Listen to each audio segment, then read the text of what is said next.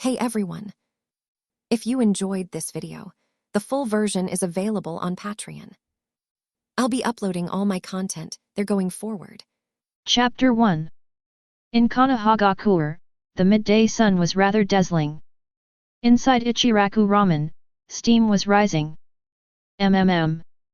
So soft, Sweetie's place is still the most comfortable. A little boy, like a koala, clung to the chest of the signboard girl, Changpyu, rubbing against her. The little boy thought to himself, Master Rashi really knows how to enjoy life. This is wonderful. As he rubbed against her, the once smooth apron of the iris was squeezed into blush-inducing wrinkles. Hey! Goten! Don't get the soup on your face all over my clothes. Changpyu blushed, scolding him playfully, but she didn't flinch. Instead, she gently wiped the little rascal's face with her handkerchief. Sun Wukong squinted, his hands restlessly reaching upwards to feel the soft texture. This must be heaven. Compared to the Dragon Ball world, which is all about fighting and killing, and where I'm constantly forced to train by my dad and brother, this world is just amazing. I just miss Trunks a little. Just by being a little cute, you can get a hug from a soft, fair-skinned older sister and free ramen. You brat! Let go of her. That's your sister. Not your body pillow. When a soup spoon struck Sun Wukong on the head, making a crisp sound. Are you trying to bankrupt my Ichiraku Ramen? This is the 35th bowl. And get your paws off Ayam. TCH, that old man is so stingy. Sun Wukong rubbed his head, reluctantly releasing the warm, soft body in his arms. Anyway, Sister Changpyu will get married eventually, so why not marry me and be my first wife? Let me touch her. Changpyu is the best wife, unlike an old man. What do you know about a first wife, you brat? Besides, I'm your adoptive father. Call me father. The middle-aged man was furious, his beard bristling and eyes wide, but he still piled a huge portion of sliced char siu into Wushan's bowl. Eat up. After you finish, get to school.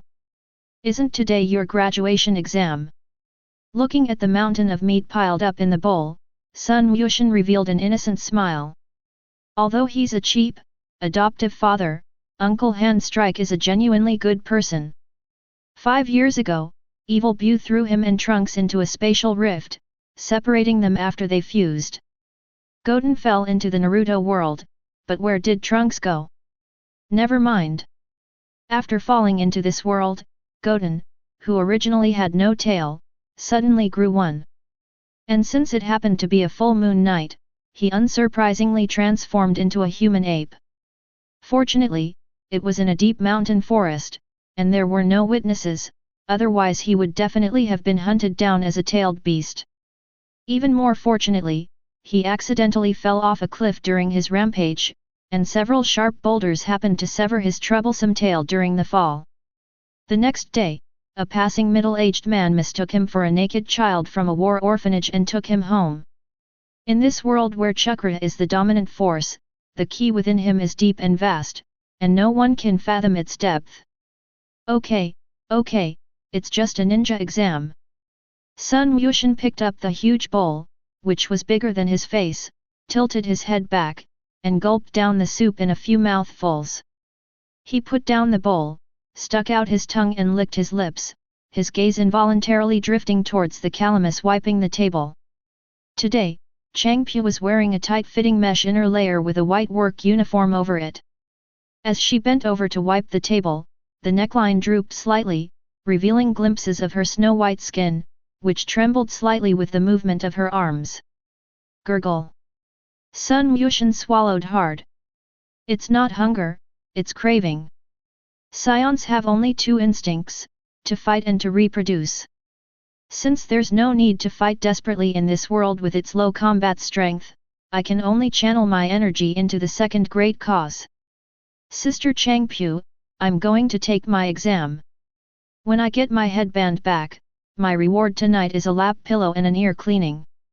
Sun Wushan jumped off the bar stool and, before Changpyo could refuse, rushed over at a speed too fast for the naked eye to follow, grabbed her ample bosom, and before a cry of surprise could be heard, he darted out of the noodle shop with a whoosh. This brat, how come he has such a strong grip? Changpyo blushed as she rubbed his plump buttocks, but her eyes were full of doting affection. Ninja Academy, main gate. Have you heard? That glutton from Ichiraku Ramen is also taking the graduation exam. You mean Son Goten? That loser who can't even refine his chakra. SHH. Keep your voice down. That guy may not know ninjutsu, but his punches are really painful. Last time, Kaiba mocked him for eating too much, and Kaiba sat on him and ended up in the hospital. Now, he avoids him like the plague. In the crowd, Sun Wukong, with his hands in his pockets and looking like he hadn't woken up yet, strolled around slowly. The faint fluctuations of chakra around him seemed as weak as candlelight in the wind to him. Hey, isn't that Naruto? Sun Wukong's eyes lit up when he saw the blonde boy squatting by the swing, looking dejected. This is his second long-term meal ticket. When Naruto saw Goten, it was like seeing a savior. Goten. I'm so nervous too, I've never been able to master the shadow clone technique. What's there to be afraid of? Sun Wukong walked over, ruffled Naruto's hair, and whispered in his ear, if you fail the exam, I'll take you to do something big. Like, steal some treats from the Hokage building. A cold, somewhat arrogant voice broke in. Are the worst performing students huddling together for warmth? They only think about such pointless things. Sasuke Uchiha crossed his arms and leaned against a tree trunk. Goten, you're such a useless piece of trash who can't even generate chakra fluctuations. You should go back and cook noodles. The ninja world is cruel. Cruel. He raised his hand and waved his fist at Sasuke from a distance. Sasuke, you better pray you don't run into me in the sparring session. Otherwise, I'll make you cry. Sasuke tossed his head and replied with only one word, humph. At that moment, a sound came from inside the examination room. Next up, Son Goten.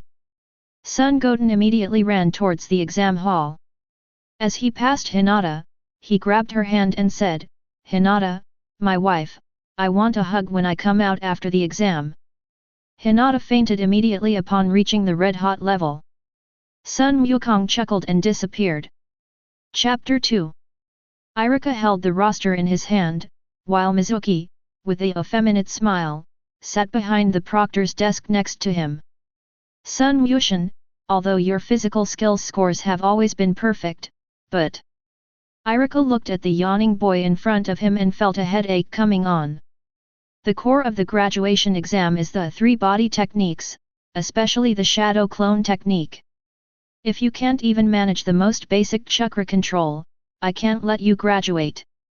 Is it necessary to create a clone? Son Goten scratched his head, but Irika-sensei, you know, I have a special constitution, and I really can't generate chakra. That's a failing grade. Mizuki pushed up his glasses. Ninjas fight with chakra, brute force alone is for beasts.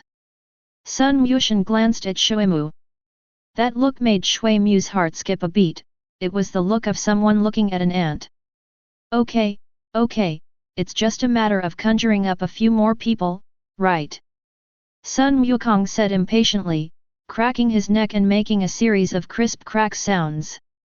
Since the rules are rigid, I'll use my own method. Teacher, I'm about to begin, don't blink.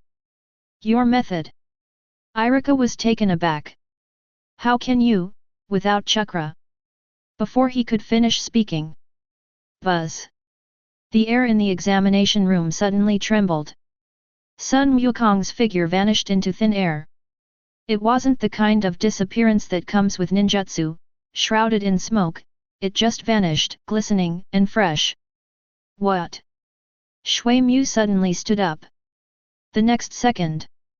Swish. Swish. Swish. Swish. 7 or 8 Sun Wukongs appeared in the cramped classroom.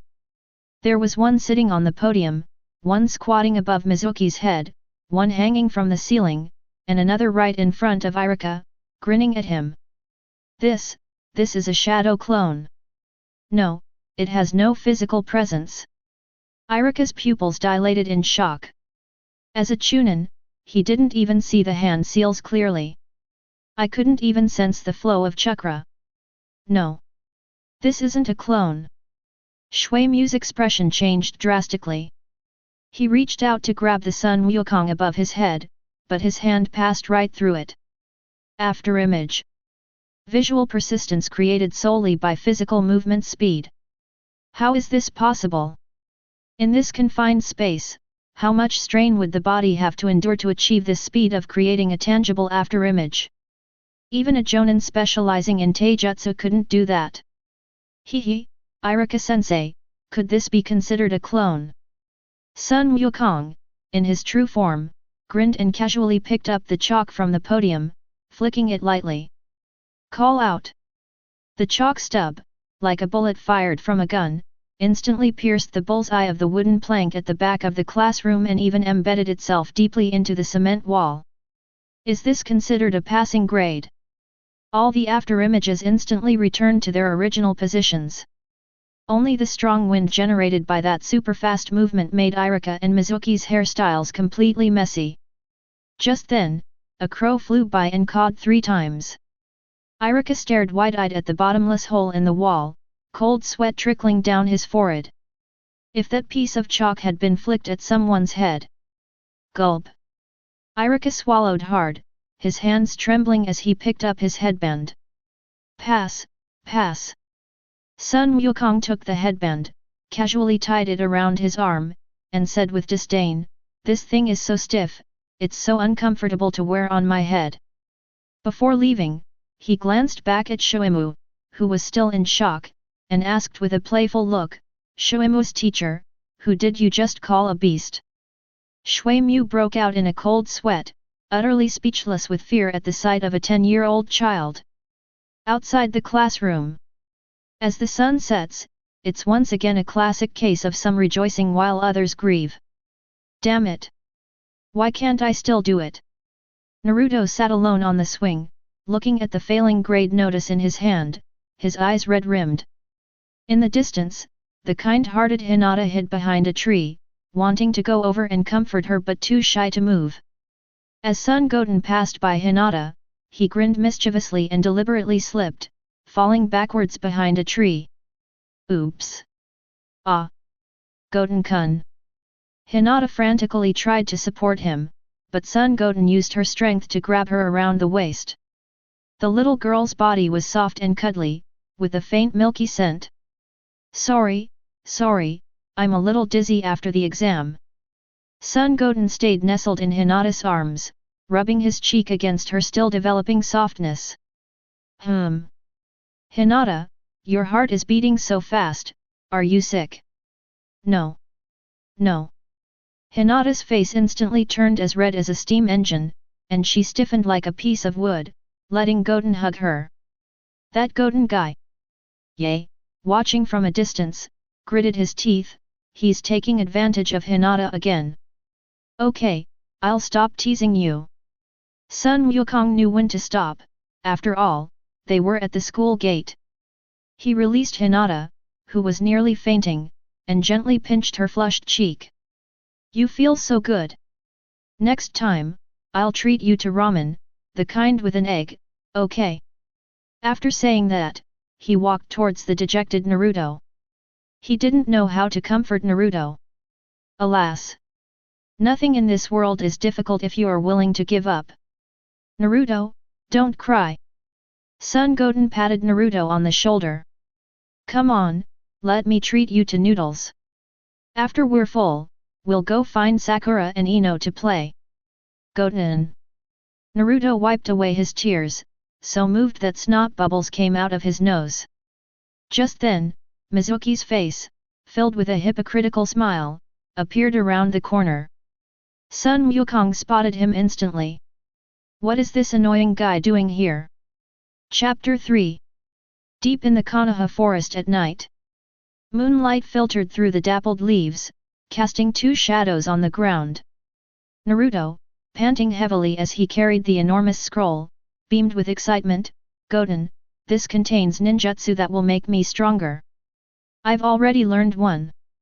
Sun Wukong sat on a thick tree trunk, holding an apple he had picked up from a convenience store on the way, and took a crunch of it. Really? May I take a look at that scroll? He wasn't interested in the so-called principles of ninjutsu, but he was curious about the use of energy that could create physical entities out of thin air. Although Saiyan Ki was powerful, it was mostly used for destruction and self-enhancement, and its functionality was not as fancy as chakra. Hey Naruto, why did you steal this scroll? Wouldn't it have been better to steal something like food? We can't even eat it. Naruto looked aggrieved again. Goten, you all passed the test except me. Mizuki-sensei told me I could learn the ninjutsu on this scroll and pass the test. Wyushin raised an eyebrow. That Mizuki-sensei doesn't seem like a good person. Before the words had even finished. Whoosh! Whoosh! Whoosh! Several kunai, gleaming with a chilling light, hurtled straight toward Naruto's back. Naruto was completely taken aback and stood there dumbfounded. Honestly, can't even a midnight snack be eaten in peace? Sun Wukong sighed. Without him making any move, his figure, which had been sitting on the tree trunk, instantly became blurred. Ding! Ding! Ding! Several crisp metallic clanging sounds rang out. Naruto snapped out of his daze and was shocked to find that the several potentially fatal kunai were casually caught in Son Goten's hand. Who? Naruto looked into the darkness in terror. Mizuki emerged from behind the tree with a gloomy face, carrying two enormous Fuma shuriken on his back. Humph, I didn't expect you to be here too. Shui Mu stared intently at Sun Wushin, the killing intent in his eyes no longer concealed. Since I've seen you, then I'll send you all on your way. Mitsuki-sensei. Naruto exclaimed incredulously, why? Idiot! I did it for that scroll. Mizuki grinned maliciously, pulling the Fuma shuriken from his back. Naruto, you're a monster. Everyone in the village hates you. Death is your only destiny. These words pierced Naruto's heart like knives. But Sun Wukong broke the emotional atmosphere. Hey, you, the one without eyebrows. Sun Wukong casually crushed the kunai in his hand into a lump of iron mud, tossing it on the ground like trash. Did you just scare my apple off? Nari. Shui Mu was taken aback. That's dessert after dinner. Sun Wushin jumped down from the tree trunk and slowly walked towards Shuimu, his lazy aura disappearing. That was the murderous aura belonging to the Saiyan race, a race known for its fighting spirit.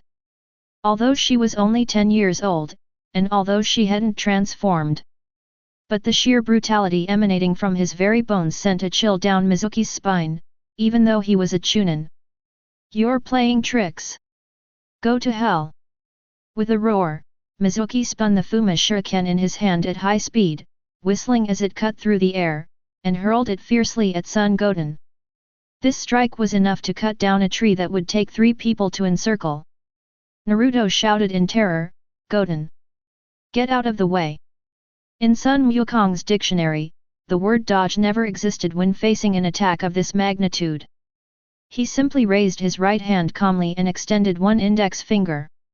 Clang! A deafening roar echoed through the forest. The rapidly spinning Fuma shuriken stopped abruptly the moment it touched the tip of Son Goten's index finger. The immense kinetic energy whipped up a gust of wind, causing the leaves on the surrounding trees to dance wildly. But Sun Wukong remained completely still. He used just one finger to stop the huge, sharp blade. This is impossible. Mizuki's eyes nearly popped out of their sockets. That level of hardness, even the hardening techniques of Uegakure couldn't achieve that. Was this kid made of steel? Too little force, too slow. Sun Wushin yawned boredly and flicked his fingertips lightly. Collapse. The steel-forged Fuma shuriken shattered into countless fragments. The next moment, Shui Mu only felt a blur before his eyes, and a youthful yet cold face was already right under his nose. Do you want to dance too? Sun Yushan whispered, and then his not-so-large fist lightly landed on Shui Mu's abdomen. Boom! Time seemed to stand still for a second. Immediately afterward, Mizuki's clothes ripped apart on the back, and he was struck as if by a high-speed train.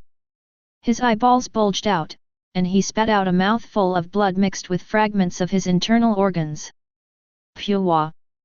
Before Shui Mu could even scream, his body transformed into a cannonball, crashing through more than a dozen towering trees behind him before finally slamming into a rock, his fate unknown. At the same time, the Hokage's office. The third Hokage, Hiruzen Sarutobi, was smoking a pipe, staring intently at the crystal ball in front of him. The embers in the pipe flickered, reflecting the old man's face, which was filled with shock and solemnity. No hand seals, no chakra fluctuations, pure physical strength. Just one punch. The third Hokage took a deep breath, and the image of the naked child he had brought back from the forest 5 years ago involuntarily surfaced in his mind. When the Anbu went to investigate, the forest looked like a battle at the cage level, and Sarutobi had some doubts about the child's identity at that time. When I asked him later, he only said his name was Sun Yushan, and he couldn't remember anything else.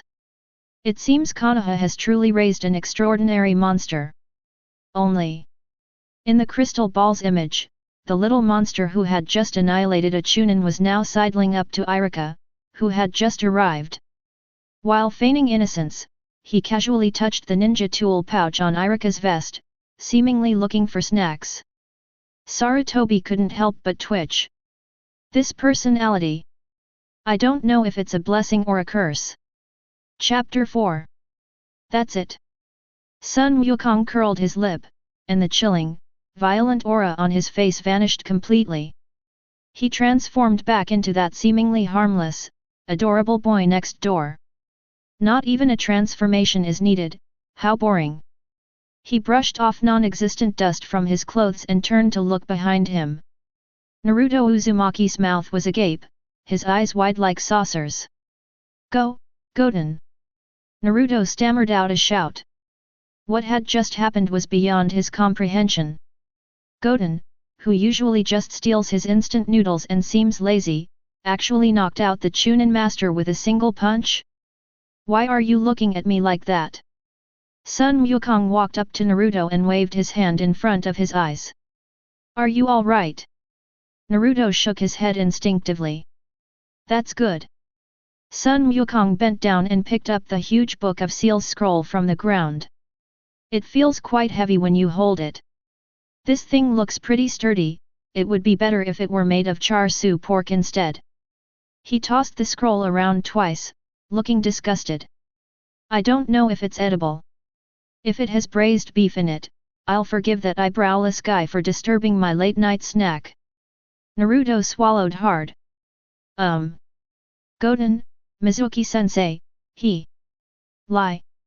Sun Wukong suddenly raised his index finger and pressed it to his lips. His ears twitched slightly. Several extremely faint sounds of wind being cut were rapidly approaching. The floor cleaners have arrived. The words had barely left his mouth. Swish! Swish! Swish! 4 dark figures descended from the treetops, surrounding and protecting the two in the middle. Those were ANBU ninjas wearing animal masks. Immediately afterwards, an old man wearing the robes of the Hokage slowly walked out. Hiruzen Sarutobi. With a pipe dangling from his mouth, his gaze first swept over the unharmed Naruto and Goten, then settled on the rocks in the distance. Even the third Hokage, who had seen countless storms, couldn't help but twitch his eye twice. That's so tragic. Several members of the Secret Service quickly stepped forward to check on Mizuki's condition. Lord Hokage. One of the ANBU returned in a flash, his voice slightly strained. All ribs broken, multiple internal organs ruptured, spine damaged.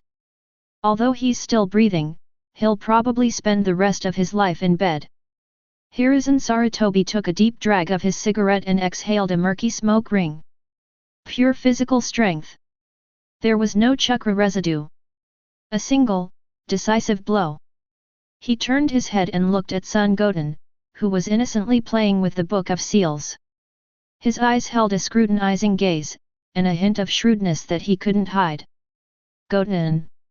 Hiruzen Sarutobi tried his best to make his voice sound kind and gentle.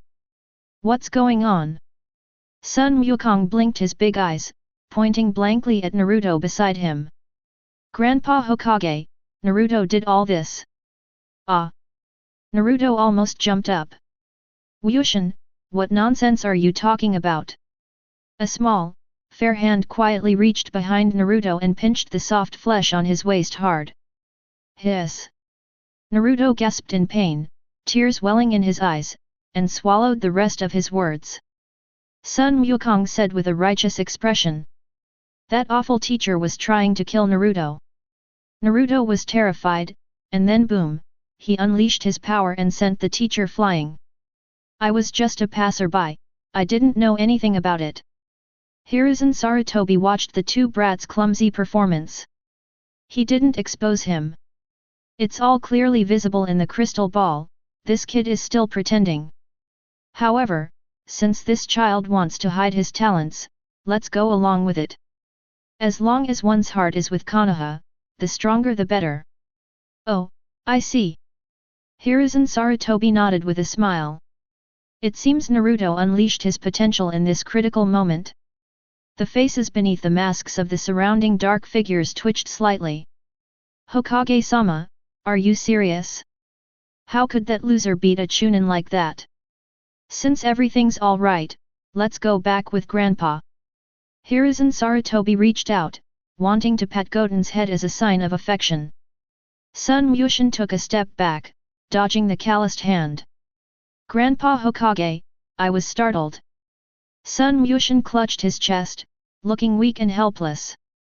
That mean teacher was so mean. My heart is still pounding, and my stomach is growling. He stretched out one hand, palm facing up. I want compensation for emotional distress. Hiruzen Sarutobi's hand froze in mid-air. That kid, he's really good at taking advantage of situations. Cough cough. Hiruzen Sarutobi coughed twice to cover his embarrassment. What do you want?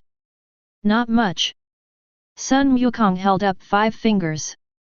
Ichiraku Ramen, 500 free Supreme Deluxe Edition coupons.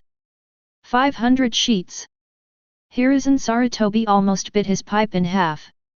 A single bowl of Ichiraku Ramen's Supreme Deluxe Edition costs 1,000 ryo, so 500 of them would be 500,000 ryo. Is this the kind of appetite a newly graduated genin should have? No, no, that's too much. Hiruzen Sarutobi waved his hands repeatedly. The village's funds are also very tight. Then 499. Sun Wukong had an expression that said, I've already made a huge concession. This is hush money, otherwise I'll go around telling everyone that the teachers in Konoha are bullying their students and even trying to kill them to cover it up. Hiruzen Sarutobi felt a headache coming on. Is this really that innocent child? They seem even more troublesome than those old foxes. Okay, okay. Hiruzen Sarutobi sighed helplessly and took an envelope out of his pocket. This is a special permit. From now on, when you go to Ichiraku Ramen, the bill will be charged to the Hokage's office, but there's a limit of 30 bowls per month. Make a deal. Sun Wukong snatched the envelope, his previously weak expression transforming into a radiant smile. The speed at which he changed his expression left the nearby secret agents completely dumbfounded. At that moment, Irika arrived at the scene, panting heavily. Seeing that Naruto was all right, the honest man collapsed to the ground, panting heavily. All right, Irika, take them back. Hiruzen Sarutobi waved his hand, signaling the Anbu to carry away the half-dead Mizuki. He gave Sun Wukong a deep look, then turned and left. The power within this child must be properly guided. The forest quickly returned to calm. Irika was giving Naruto a lecture, while Naruto was putting on a tearful show of their deep teacher-student bond. Sun Yushin tucked the envelope into his pocket, in high spirits. Now Sister Changpu doesn't have to worry about my belly anymore. He turned around but didn't follow Irika. Instead, he looked up at an empty direction in the night sky. That area was precisely the blind spot of the crystal ball in the Hokage's office. Sun Wukong smiled at the air, revealing a set of pearly white teeth. Humph, old man, next time I peek, I'll make you pay even more for a ticket. After saying that, he put his hands behind his head, whistled, and swaggered toward the village. Naruto! Don't cry! I'll treat you to ramen. I have the tickets. Really, Goten? I want 3 eggs. Dream on. The eggs are mine, the soup is yours. Chapter 5 Konoha Ninja Academy, Lecture Hall. Irika stood on the podium, holding a thick stack of forms in his hand. Congratulations on your successful graduation. From today onwards, you are all capable ninjas. These are ninja files. You need to fill in your dreams and goals. This is not just a record, but the starting point of your ninja way. Write them carefully. Uchiha Sasuke took the form and started writing without thinking. To revive the Uchiha clan, and to kill that man. On the other side, Naruto Uzumaki was so excited that he danced around. I will become Hokage. I will make everyone in the village acknowledge me. As he shouted, he scrawled the words surpassing all previous Hokage in large, crooked strokes on the paper, ending with a large vortex symbol. Idiot! Sasuke glanced at him and uttered 2 words. What did you say? You want to fight, UBD Sasuke? Naruto jumped up. Quiet! Irika's forehead creased into a well shape as a piece of chalk hit Naruto on the head. Sun Yushin bit the pen, not in a hurry to write. His gaze swept over the female students in the classroom. His gaze first fell on Ino in the front row.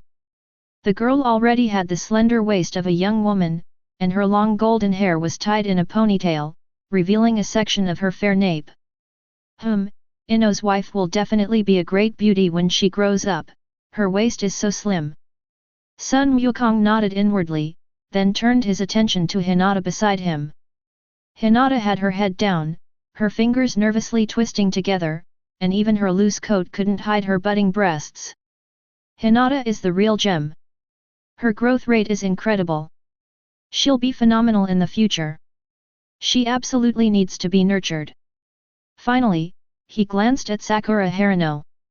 A wide forehead, pink hair, and as for her figure. Sigh, it's a bit flat right now, but it still has potential. With some nurturing, it should look promising. Sun Yushin smacked his lips, looked away, and picked up his pen to write furiously on the form. Only adults make choices, children, of course, want it all. A few minutes later, Irika began to roll up the scroll. He walked up to Sasuke, glanced at him, sighed, and said nothing. Walking up to Naruto, Irika smiled with satisfaction upon seeing his bold words. Finally, he arrived at Sun Wukong's table. Yushin, let me see what you wrote. Irika picked up the paper, and he froze. His blood pressure then spiked rapidly. In the dreams section, there was a line of text. I'll create a harem village populated only by beautiful older women, and as the village chief, I'll be responsible for doubling the population of the ninja world. Sun Wu Tian. Irika let out a roar that made the classroom windows rattle. Tear. The piece of paper that carried our great dream was ruthlessly torn in 2. Is your brain filled with nothing but ramen soup? This is a ninja file. It's for the Hokage. Rewrite it. The whole class was startled by the commotion and turned around. The once quiet classroom erupted into chaos. Ha ha ha. As expected of Goten. Kaiba Inyazuka laughed so hard he slammed his hand on the table. Harem village? Count me in.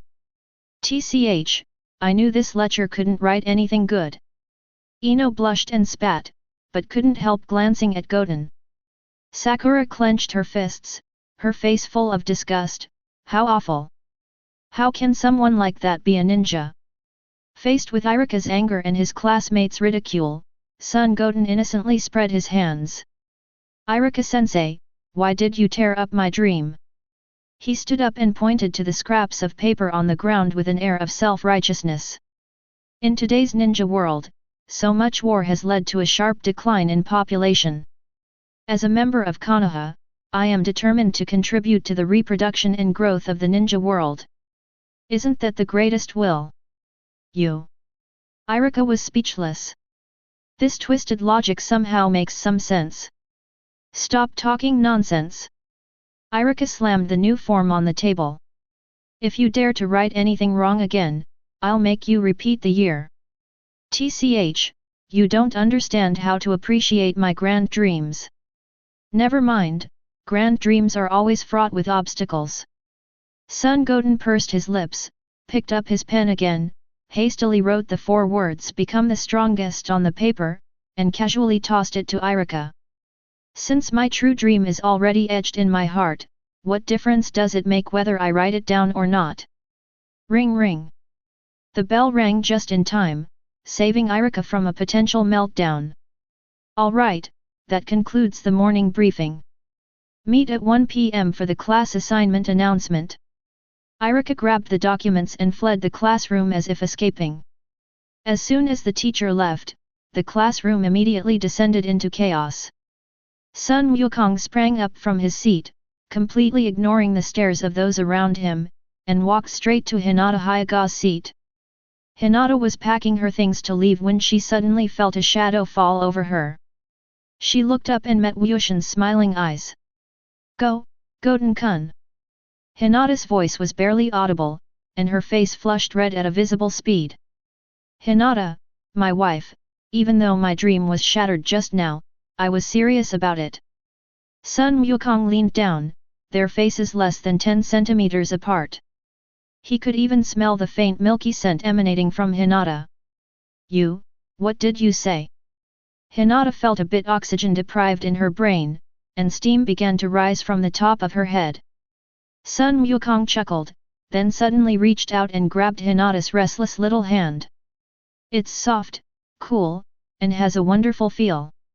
He pulled that hand to his cheek and rubbed it against it, like a cat being affectionate. You're the first one on my dream list. How about that? Aren't you touched?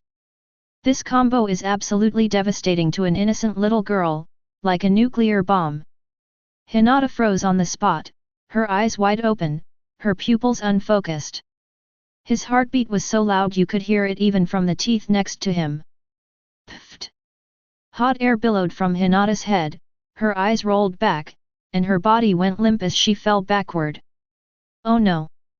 Hinata has fainted. With lightning speed, Sun Wushin stepped forward, wrapped one arm around her slender waist, and caught her securely in his arms. Feeling the warmth and softness in his arms, Wushin revealed a wicked smile of triumph. Everyone, make way! I'm a professional! Sun Wukong shouted loudly, shooing away the people who wanted to gather around. He looked at Hinata, whose eyes were tightly closed in his arms, pouted, and leaned closer with a serious expression. This is severe hypoxic shock, we must start artificial respiration immediately. Only my loving kisses can revive her. Stop it, you pervert! Goten, what are you going to do to Hinata? Call the teacher. There's a pervert here. The classroom was in complete chaos. Kaiba and Sakura rushed up to try and pull Goten away, but Goten nimbly dodged them. Stop messing around. This is medical ninjutsu. Don't you understand medical ninjutsu? Sun Wukong dodged left and right while holding Hinata, his mouth only centimeters away from Hinata's red lips. Just then, the classroom door was pushed open. What's all the commotion about? They're already fighting amongst themselves before even being assigned to classes. A lazy voice came from behind, causing everyone to stop what they were doing. Sun Wukong stopped, glanced at the doorway, and clicked his tongue in regret. TCH, this couldn't be more time. Chapter 6. The person who arrived was none other than Irika, who had returned, carrying a stack of documents. I was so close, so very close to kissing my wife Hinata. Quiet down, all of you! Irika shouted, and all the students obediently returned to their seats. He stood on the podium and slammed the forms in his hand heavily onto the table. Next, the graduation class assignments will be announced. The groups whose names are called will be led by a Jonin instructor to carry out missions and become true ninjas. The atmosphere in the classroom instantly became tense. Sun Wukong clasped his hands together, closed his eyes, and muttered incantations. Please, please, I really want to be in a group with all the pretty ladies. My left arm is around Hinata's soft waist, my right hand is holding Ino's delicate hand, and although Sakura is a bit flat-chested, she can give me a back massage. Hee. He was drooling just thinking about that wonderful scene. First class. Second class. Irika read the list methodically. When Asuma of Team 10 led a reluctant Ino, a Shikamaru with a face full of trouble, and Koji who was still eating potato chips away, Goten's heart sank. Squad 7. Irika raised his voice. Naruto sat up straight immediately, and Sakura clenched her fists nervously. Naruto Uzumaki. Yay! That's great! Naruto was so excited he almost jumped up. Sakura Harano. And, Uchiha Sasuke. Sakura was overjoyed and looked intently at Uchiha Sasuke. That's awesome! Sakura's cheeks flushed with excitement, while Naruto deflated like a punctured balloon. Sasuke still wore an expression as if everyone owed him money, and showed no reaction whatsoever. After reading the list, Irika didn't stop, he cleared his throat. Due to the odd number of graduates this year, and thanks to the Hokage's special arrangements, Team 7 will be adding a fourth member. The entire classroom began to whisper. A 4-person team, this was unheard of in Konoha. Irika's gaze finally settled on the boy who was still daydreaming. Sun Wukong. The entire room fell silent. Immediately afterwards. Bang! Sun Wukong slammed his hand on the table and abruptly stood up. I protest, he roared, his voice booming like thunder. The whole class focused their attention on him. Why? Why are there 2 men? He pointed at Naruto and Sasuke with a look of disgust. I request to join Team 8. I want to be with my Hinata wife and protect her. Hinata, who had just recovered, heard this, rolled her eyes, and fainted happily again. Or class 10 would be fine too. My Ino is over there. Hearing this, Yamanaka Ino, who had just reached the door, turned around, tossed her long golden hair with a flourish at Goten, and gave him a flirtatious wink. I wouldn't mind being paired with the reassuring Goten-kun, it's better than being paired with some lazybones who hates trouble and that fat guy who only knows how to eat. Shikamaru and Koji sneezed simultaneously from a distance. Sakura looked at the rampaging son Goten with a face full of disdain, but deep in her eyes, there was an expectation that she herself was unaware of. Snort! A cold voice rang out. I refuse to be grouped with losers and good-for-nothings. Uchiha Sasuke finally spoke, his tone full of arrogance. The playful expression on Sun Wukong's face disappeared. His figure faded from the spot, and the next moment he appeared next to Sasuke's desk, his face pressed against Sasuke's. Who are you calling a good-for-nothing, or someone with envious eyes? Wyushin's voice was soft, carrying an innocent smile. Sasuke's pupils contracted, he hadn't even seen the other person's movements. Did you forget the pain just because I didn't make you cry last time? That's enough! Irika roared, stopping the impending conflict. This is an order personally given by the Hokage. No objections are allowed. Son Goten, sit down. Sun Wukong flashed a white grin at Sasuke, then his figure flickered again, returning to his seat. He sighed heavily, slumped in the chair, looking utterly dejected. Alas, the adult world is so filthy, they actually use power to destroy my pure dreams. He turned his head and looked at Sakura, scrutinizing her from head to toe. Since I can't resist, I can only close my eyes and enjoy it. He looked heartbroken. Sakura, my dear wife, although you're a bit flat-chested right now, it's okay. Stay with me, and I promise I'll take you out for delicious food every day. Soon you'll be plump and fair-skinned, and your hands will definitely feel better.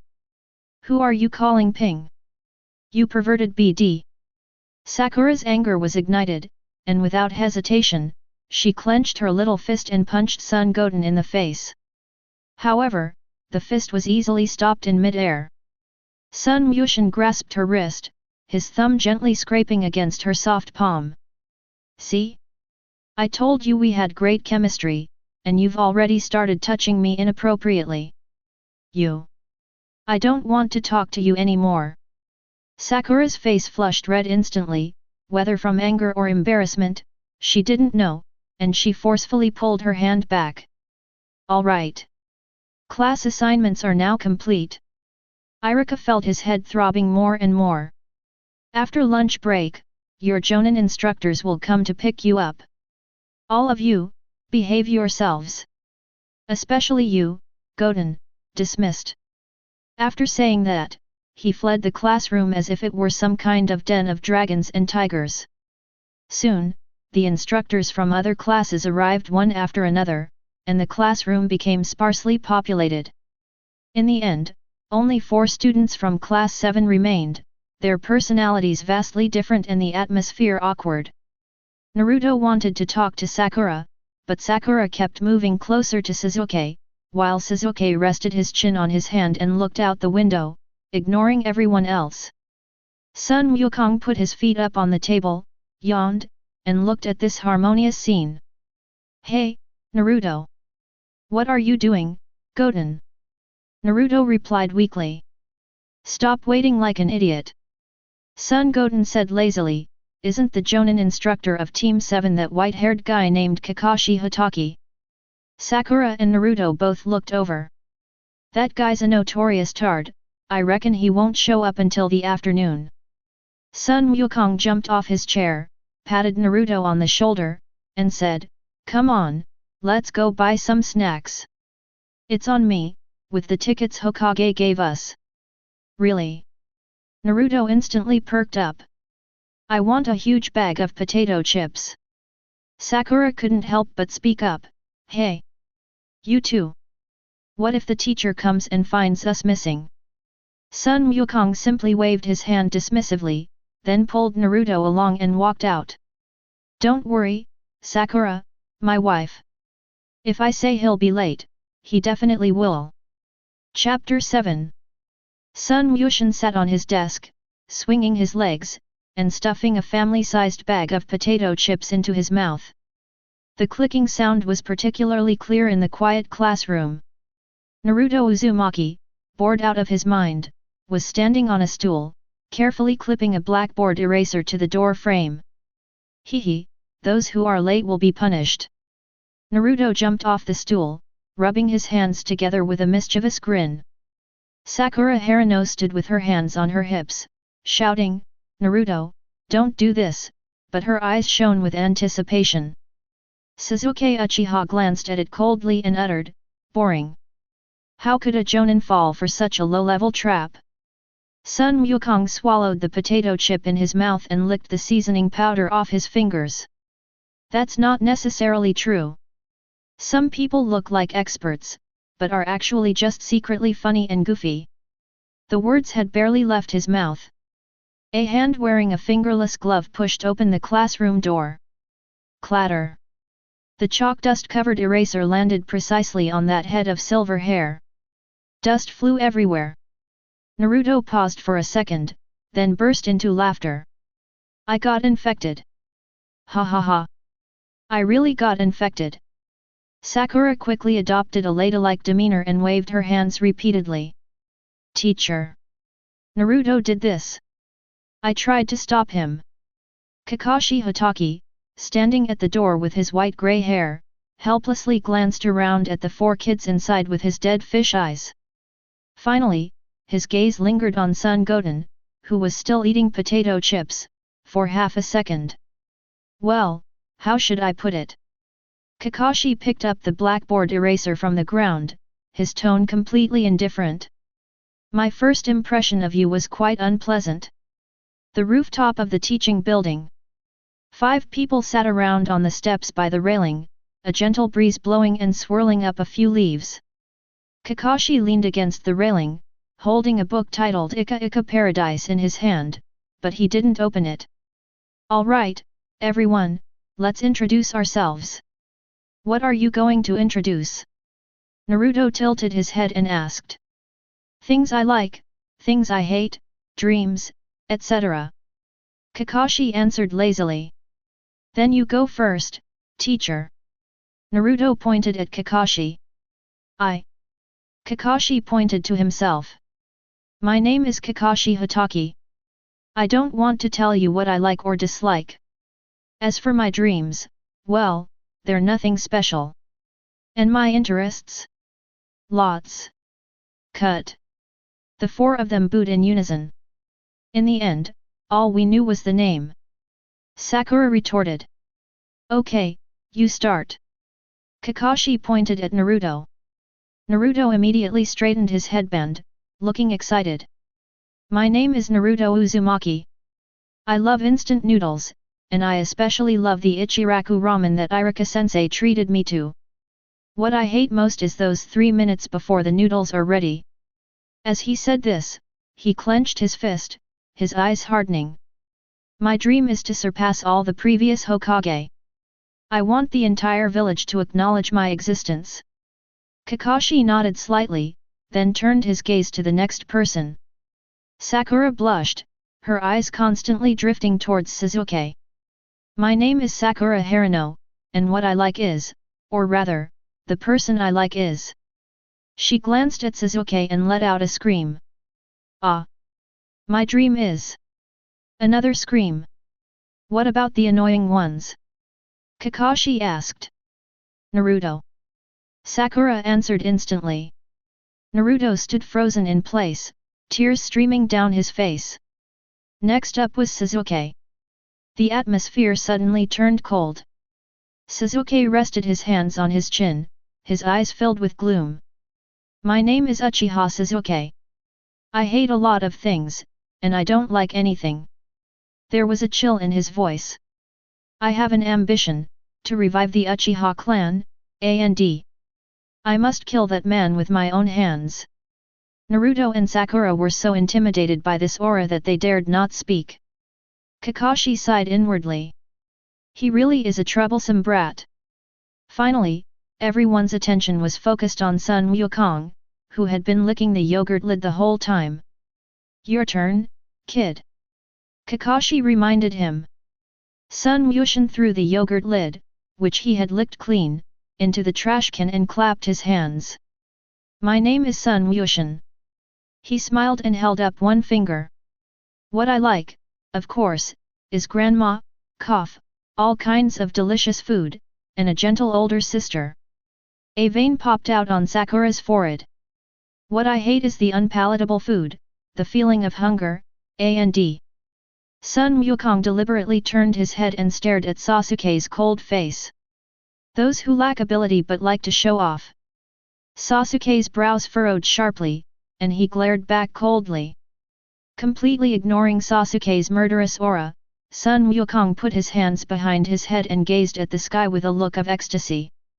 As for dreams, I'm going to build a huge harem, where all the beautiful women in the ninja world will wear maid outfits and line up every day to feed me delicious food.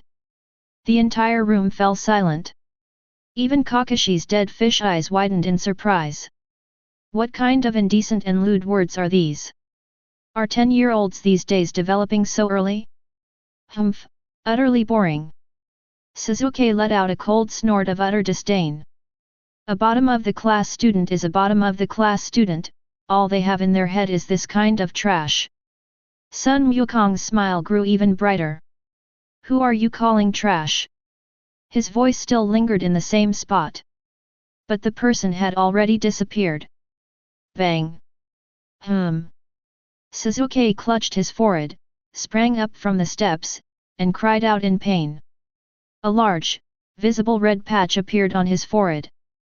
Meanwhile, Son Goten was standing behind the spot where Sasuke had just been sitting, still snapping his fingers.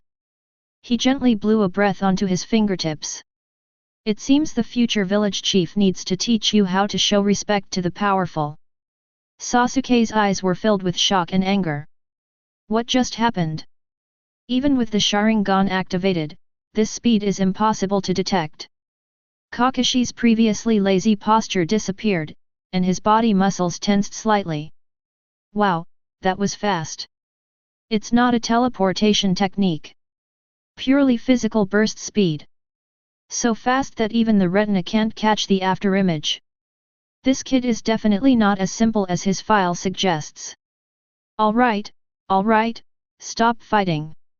Kakashi stepped between the two, holding down Sasuke who was about to lash out with one hand, and stopping Goten, who was grinning mischievously, with the other. He felt that his career prospects were bleak. With these problem children all together, life is unbearable. Now that we all know each other, let's begin the mission tomorrow. Kakashi didn't want to stay a second longer. Task. Naruto perked up. That's right, a survival drill. Kakashi narrowed his eyes, his tone turning somewhat sinister. If you fail, you'll be sent back to school to retake the course. Oh, and remember not to eat breakfast. He glanced at Sun Wukong, who was still rubbing his stomach. I'll throw up. After saying that, Kakashi formed a hand seal and disappeared in a puff of smoke. Only 4 people remained on the rooftop. Sasuke stared intently at Son Goten, gritting his teeth. Sun Wushan, you just wait. After saying that, he turned and left. Sun Wushan made a face at his back. Hehe, see you tomorrow. Hope you're still this tough then. He turned his head, looked at Naruto and Sakura who were completely bewildered, and touched his stomach, which had deflated again. Let's go, how about we get some barbecue to celebrate tomorrow's exercise? Naruto's treating this time. Hey! Why me? Because I have a feeling you're going to have a terrible time tomorrow, so I'm having a good meal to prepare you. Chapter 8. The next morning, a thin mist enveloped the Konoha training grounds. 3 figures stood listlessly in the open space, their bellies rumbling like a symphony. I'm so hungry. Naruto, clutching his stomach, slumped against a tree stump like a limp noodle. Why isn't Kakashi-sensei here yet? What time is it? Sakura leaned against the other side, her face pale, and she no longer had the energy to maintain her ladylike image. I should have listened to Wushin yesterday and eaten more. Although Sasuke stood ramrod straight, hands in his pockets maintaining the aloof persona of the Uchiha clan, the rumbling sounds of his stomach betrayed him. Only Sun Wukong sat cross-legged on the grass, eyes closed, a blade of grass dangling from his mouth, looking quite carefree. Until the sun was directly overhead, high in the sky. As a wisp of smoke dissipated, Kakashi Hataki's languid figure finally appeared before everyone. Hey everyone, good morning. Kakashi raised his hand in greeting, his dead fish eyes curving into crescent shapes. Today I got lost on the path of life, and a black cat blocked my way. You're kidding me? Naruto and Sakura roared simultaneously, even Sasuke couldn't help but roll his eyes. Kakashi ignored the students' protests, walked to the conspicuous alarm clock, and set the time. Alright, it's 12 o'clock now. The exercise will end tomorrow at noon. He took out 2 silver bells from his waist, shook them in his hand, and the clear sound of the bells echoed in the empty training ground. The task is simple, snatch the bell from me within the time limit. Naruto's eyes widened, but there are only 2 bells, and there are 4 of us. That's right. Kakashi put away the bell, his tone becoming somewhat playful. This means that at least 2 people will fail their mission, be tied to a log and watch others eat their lunchboxes, and then have to go back to the ninja academy to repeat their studies. Sasuke's eyes turned cold. Sakura swallowed hard and glanced nervously at Sasuke. Oh, and one more thing I should remind you. Kakashi pointed to the 3 men's stomachs. Skipping breakfast usually leads to low blood sugar, and you won't be able to perform at your best then. This is all your fault. Naruto shouted in grief and anger. So, ready. Before Kakashi could finish speaking, a sickeningly loud tearing sound of plastic packaging suddenly rang out. Sizzle. All eyes turned to them. Sun Wukong slowly pulled a specially made rice ball from his pocket that was bigger than his head. The rice ball was clearly a special treat from Uncle Ichiraku. It was wrapped in a thick layer of seaweed, with a corner of fried shrimp and char siu peeking out from inside, and the rich aroma of rice and meat filled the air. Gulp. Naruto, Sakura, and even Sasuke all swallowed in unison. Kakashi's eye twitched. Hey, awoo. Sun Wukong ignored him completely, opened his mouth wide, and bit off a third of the rice ball, his cheeks puffing out like a hamster hibernating. Goten. Kakashi had to raise his voice. I told you, this is a survival exercise. No eating. Sun Wukong mumbled through a rice ball, rules are rules, but people are flexible. I'm starving, I don't have the energy to play this game with you. Play house. Kakashi narrowed his eyes. Looks like I need to teach you some ninja rules. Before he could finish speaking, Kakashi vanished into thin air. Wow, so fast. Sasuke's pupils contracted slightly, even though he was mentally prepared, he still couldn't see Kakashi's movements clearly. The next second, Kakashi appeared in front of Goten and reached out to grab the giant rice ball. Confiscated. Just as Kakashi's fingers were about to touch the seaweed. Boom! A white shockwave suddenly exploded outwards, centered on Sun Wukong. There were no hand-seal fluctuations of chakra, it was purely the flow of chi and blood. Sun Goten pulled back with his left hand to protect the rice ball, and casually raised his right hand, the back of which struck Kakashi's wrist. Bang! A dull thud resounded, as if 2 rocks were colliding. The grass clippings on the ground were shaken and scattered everywhere.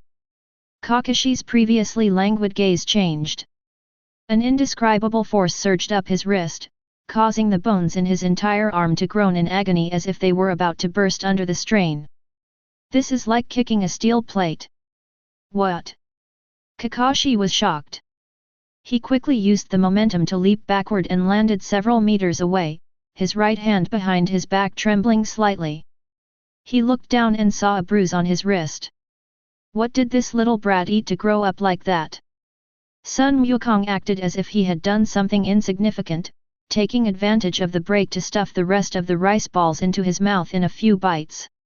Gurgle. As his Adam's apple bobbed, the enormous rice ball vanished completely. Ha!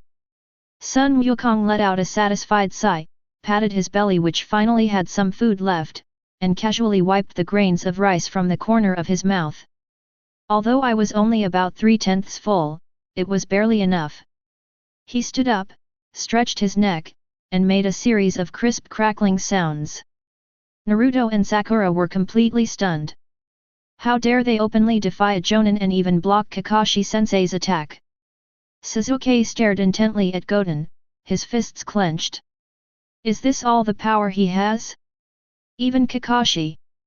Teacher, you just said you were trying to steal the bell, right? Sun Goten beckoned to Kakashi with his finger, revealing his signature mischievous grin and a set of white teeth.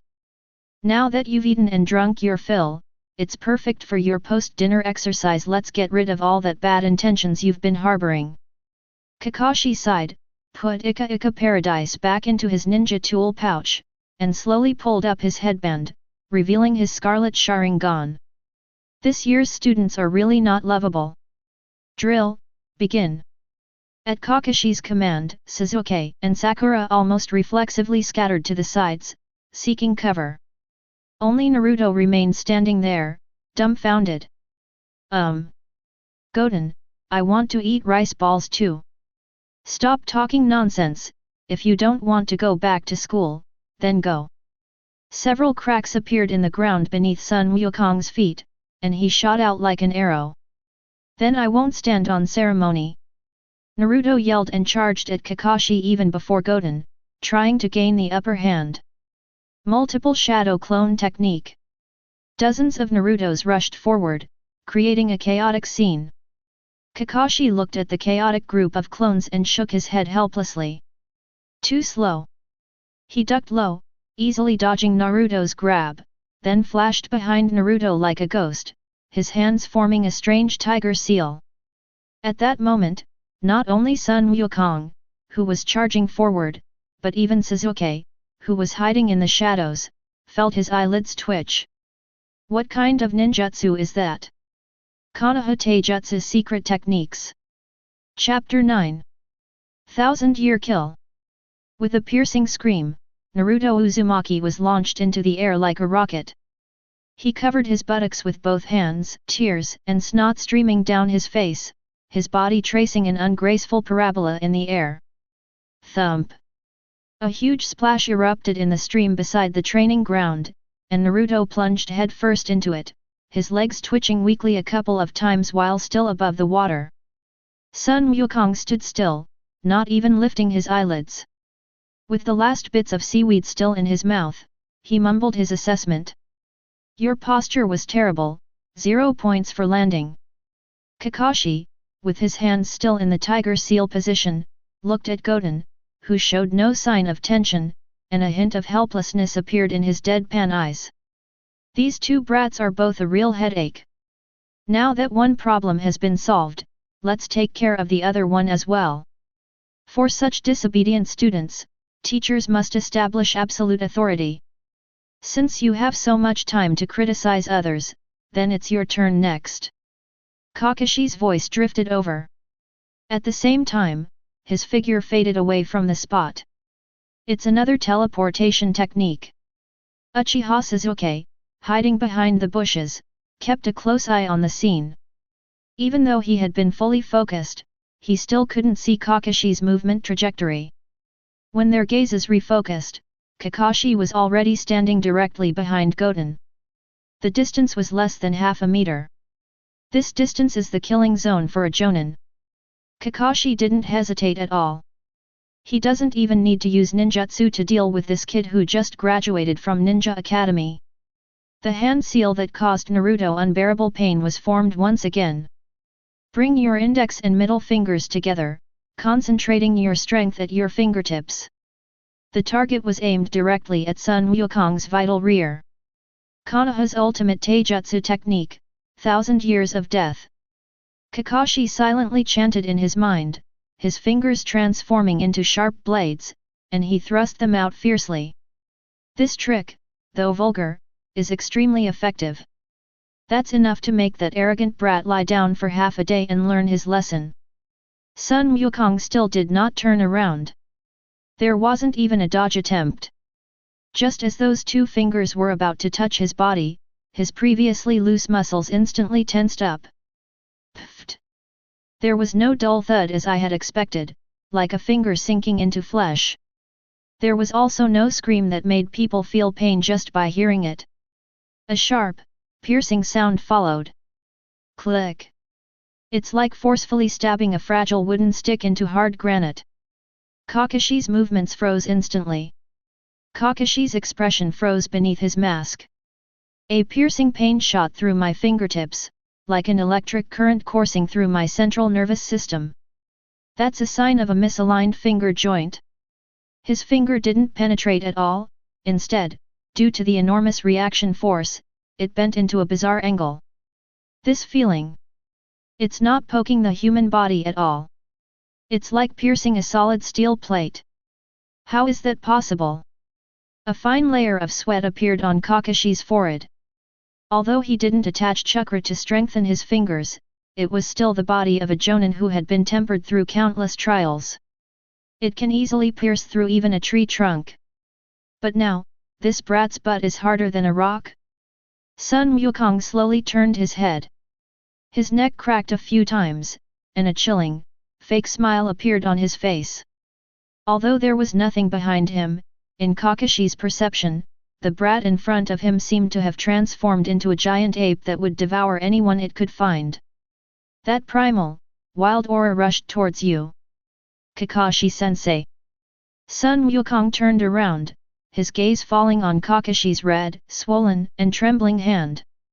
He grinned, revealing a set of gleaming white teeth. My butt is very precious. He extended a finger and gently shook it. If it were a hot beauty like Ms. Anko, or a gentle older sister like Ms. Yui Kurane, I might cooperate a little and enjoy it just a little bit. Sun Wukong's smile gradually disappeared, and his eyes turned cold and disdainful. But for a grown man with his face covered, I have absolutely no interest in your fingers. On the contrary, I feel disgusted. Sakura Harino, hiding in the bushes in the distance, had her mouth wide open. She rubbed her eyes, wondering if she was seeing things. Kakashi-sensei, actually got the short end of the stick? And to suffer a defeat using such a shameful move? Suzuki, standing nearby, clung tightly to the tree branch beside him. He tore the tree bark to shreds. He saw it very clearly. Son Goten did not use the substitution technique or any defensive ninjutsu. It was entirely due to sheer physical endurance. Is this still a human body? Even a ninja specializing in taijutsu could not develop muscles to this extent without being on guard. What kind of monster is this bottom-of-the-barrel guy? In the center of the exercise field. Without any hesitation, Kakashi lightly touched the ground with his toes and slid backward for more than 10 meters, creating a safe distance. He shook his numb right hand, trying to ease the pain. Those 2 fingers were already red and swollen. Looks like I won't be able to use chopsticks for the next few days. That's really surprising. Kakashi's dead fish eyes finally opened fully, and his gaze became sharp. To achieve this level of physical defense alone, it seems the previous records were all fake. He glanced at Naruto, who was still struggling in the river, and then at Goten, who looked completely indifferent. The quality of this batch of new recruits is quite polarized. Sun Wukong flexed his wrists and twisted his waist. A series of rapid, explosive sounds emanated from his entire skeleton, like firecrackers exploding in unison. Warm-up is over, teacher. Sun Wushan dropped his carefree and nonchalant demeanor. He lowered his center of gravity slightly, spread his feet apart, and stepped onto the grass. Fine cracks began to appear on the originally smooth ground beneath his feet. An invisible pressure emanated from him and spread outwards. The aura he exuded made the surrounding air feel heavy. Since you enjoy resorting to such despicable tactics, then you should be prepared to pay the price. Sun Wukong raised his head, his black pupils burning with a warlike flame. That's an instinct deep within the Saiyan bloodline. I don't like being made a fool of, especially by a man who doesn't even dare to show his face. He raised his right hand and clenched it into a fist. It wasn't the standard clenched fist gesture of a ninja, but a more savage and primitive method. Next, I'll be a little more serious. Kakashi's eyes narrowed, and he instinctively pulled a kunai from his ninja tool pouch, holding it horizontally in front of his chest. That intense sense of crisis was driving him wildly. He felt like he was being watched by a prehistoric beast. Teacher, I want to tear down this forest. Sun Goten smiled at Kakashi in the distance. Remember to stay far away, or you'll die. Chapter 10. As soon as Sun Wushan finished speaking, the wind in the forest fell silent for a moment. Kakashi gripped his kunai tightly, lowered his center of gravity, and stared intently ahead with his exposed Sharingan. Although he said it was easy, every muscle in his body was screaming for help. Teacher, are you ready? Sun Wushan tilted his head, and the grass beneath his feet silently sank, leaving 2 deep footprints. This isn't some child's play game for Ninja Academy students. Kakashi said in a deep voice. I know. Sun Wukong grinned. That's why I told you to stay away. The next second, the figure in the training clothes vanished into thin air. Only the ring of dust that rose from the spot proved that a person once stood there. Wow, that was fast. Kakashi's Sharingan spun wildly, trying to capture the movement's trajectory. But in his dynamic vision, he only saw a blurry afterimage. Left. The thought had barely crossed Kakashi's mind when a gust of wind hit his face. Not on the left. They were face to face. Sun Goten's mischievous grin suddenly appeared to Kakashi's side, no more than a foot away. Teacher, your eyes are too slow to move. The boy's voice clearly reached Kakashi's ears. Then, a fist that wasn't very big appeared in front of me. At this distance and speed, the body's reaction cannot keep up with the brain's commands. Substitution technique. Kakashi bit his tongue, forcibly squeezing out his body's potential, and his chakra surged wildly through his meridians. Just as the fist was about to touch Kakashi's nose. Bang! A cloud of white smoke exploded. Sun Goten's fist passed through the white smoke and slammed into a boulder behind Kakashi's original position without any hindrance.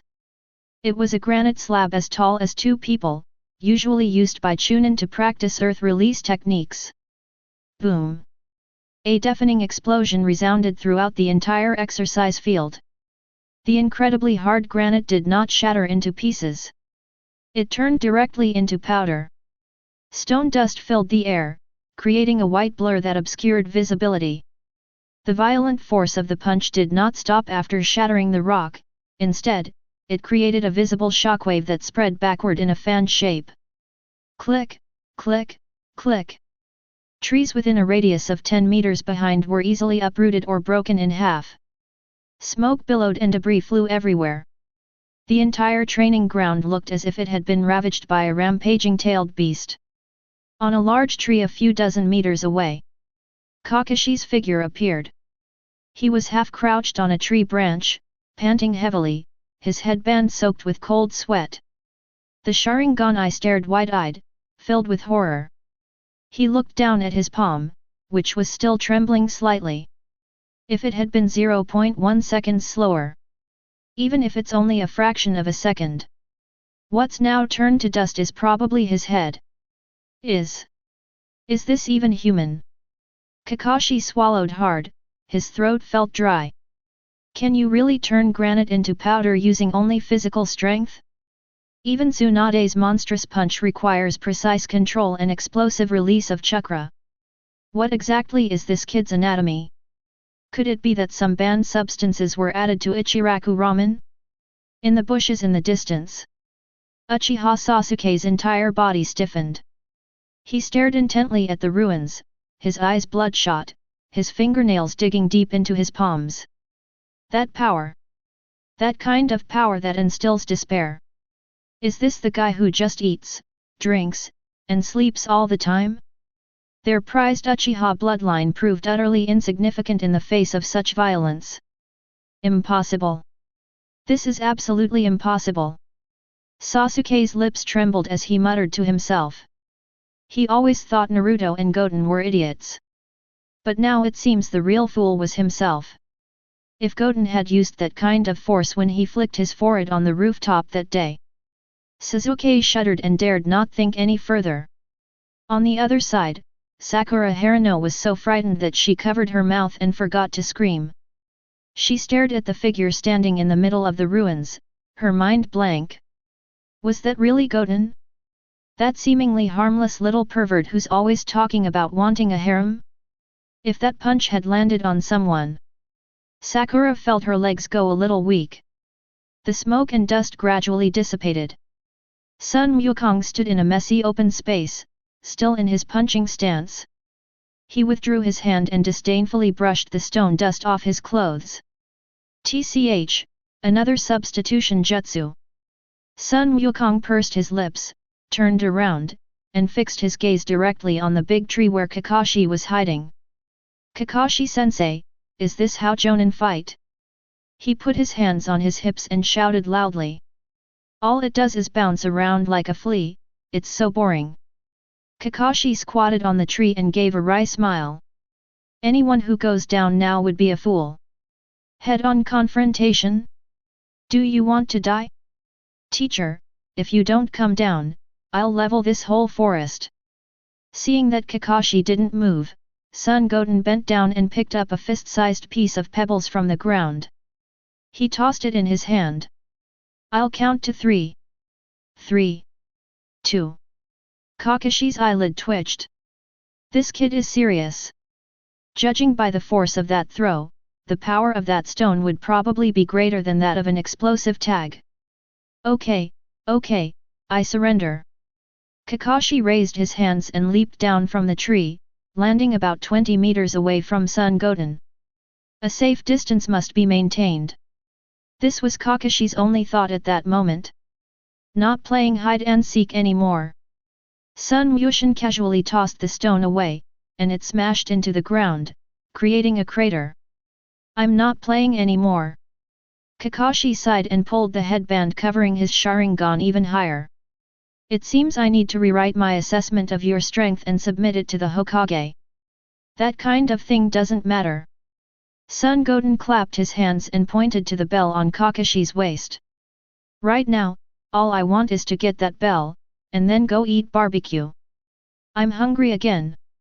Kakashi looked at the monstrous student in front of him and considered his options. Fighting in hand-to-hand combat is absolutely suicidal. As for ninjutsu, before Kakashi could even come up with a strategy, Sun Wukong has moved again. Since you're not going to attack me, then I won't hold back. This time I won't hit the stones, I'll only hit the bells. Before the words were even finished, that suffocating sense of oppression returned. Kakashi was on edge. This isn't teaching students. This is clearly a tribulation being overcome. Earth release, earth flow wall. Kakashi rapidly formed hand seals and slammed his hands onto the ground. A thick earthen wall rose from the ground, blocking his path between him and Sun Wushan. However, who can be stopped by this kind of fragile wall? With a disdainful chuckle, the earthen wall carved with a dog's head was easily destroyed and shattered. Son Goten's figure passed through the wall, his hand aimed straight for Kakashi's waist. Got you. Chapter 11. Kakashi felt a lightness around his waist, and the slightly cool sensation disappeared. His hand, which hadn't yet formed a hand seal, froze in mid-air. As the smoke and dust cleared, Sun Wukong was squatting on a tree stump not far away, holding 2 strings of silver bells in his hands, which jingled as he shook them. Teacher, your reaction speed is slow.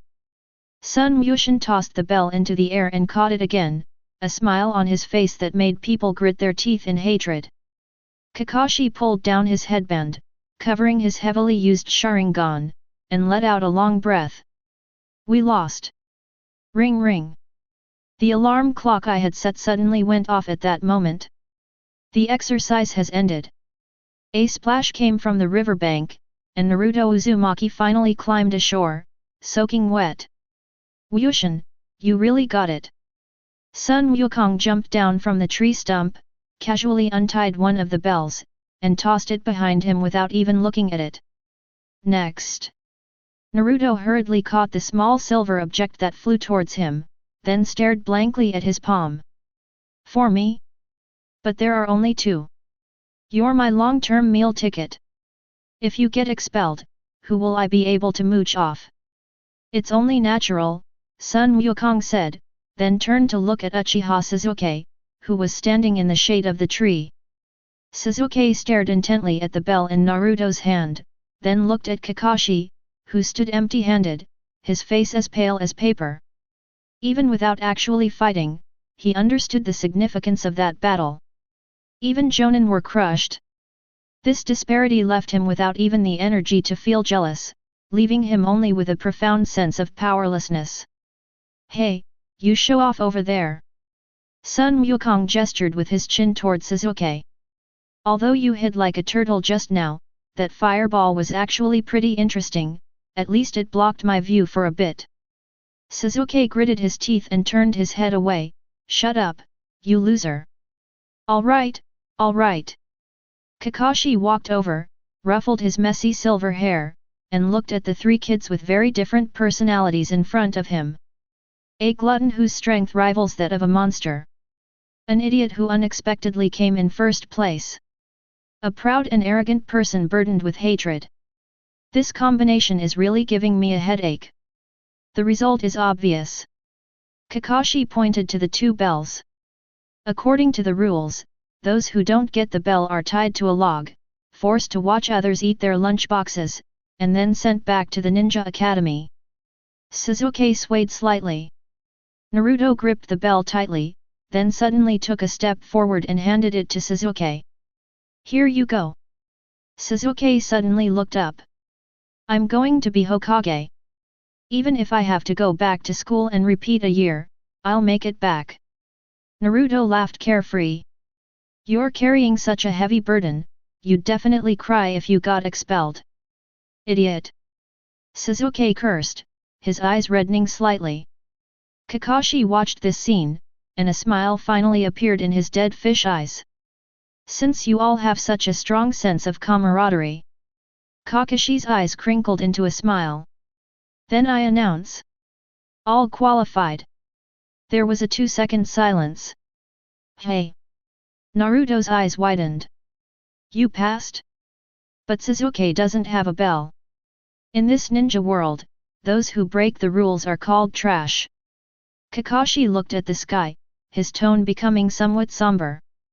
But those who don't cherish their companions are even worse than trash. This is Class 7's first lesson. No sooner had the words left his mouth than a pink figure suddenly darted out of the bushes beside him. Great! Sasuke-kun doesn't have to leave. Sakura Haruno was so excited that her face turned bright red, and she rushed out. She had been hiding nearby, her heart pounding, terrified that Sasuke would really be driven away. Sun Mushin's eyes lit up when he saw Sakura rushing towards him. He immediately opened his arms wide, making a big hug gesture, with his signature mischievous grin on his face. Now that you've passed, shouldn't we celebrate? Come on, Sakura, give me a loving hug. Sakura paused for a moment. This kid, who usually looks like a lecher, turned out to be surprisingly reliable when it mattered. A strange sense of security welled up inside me.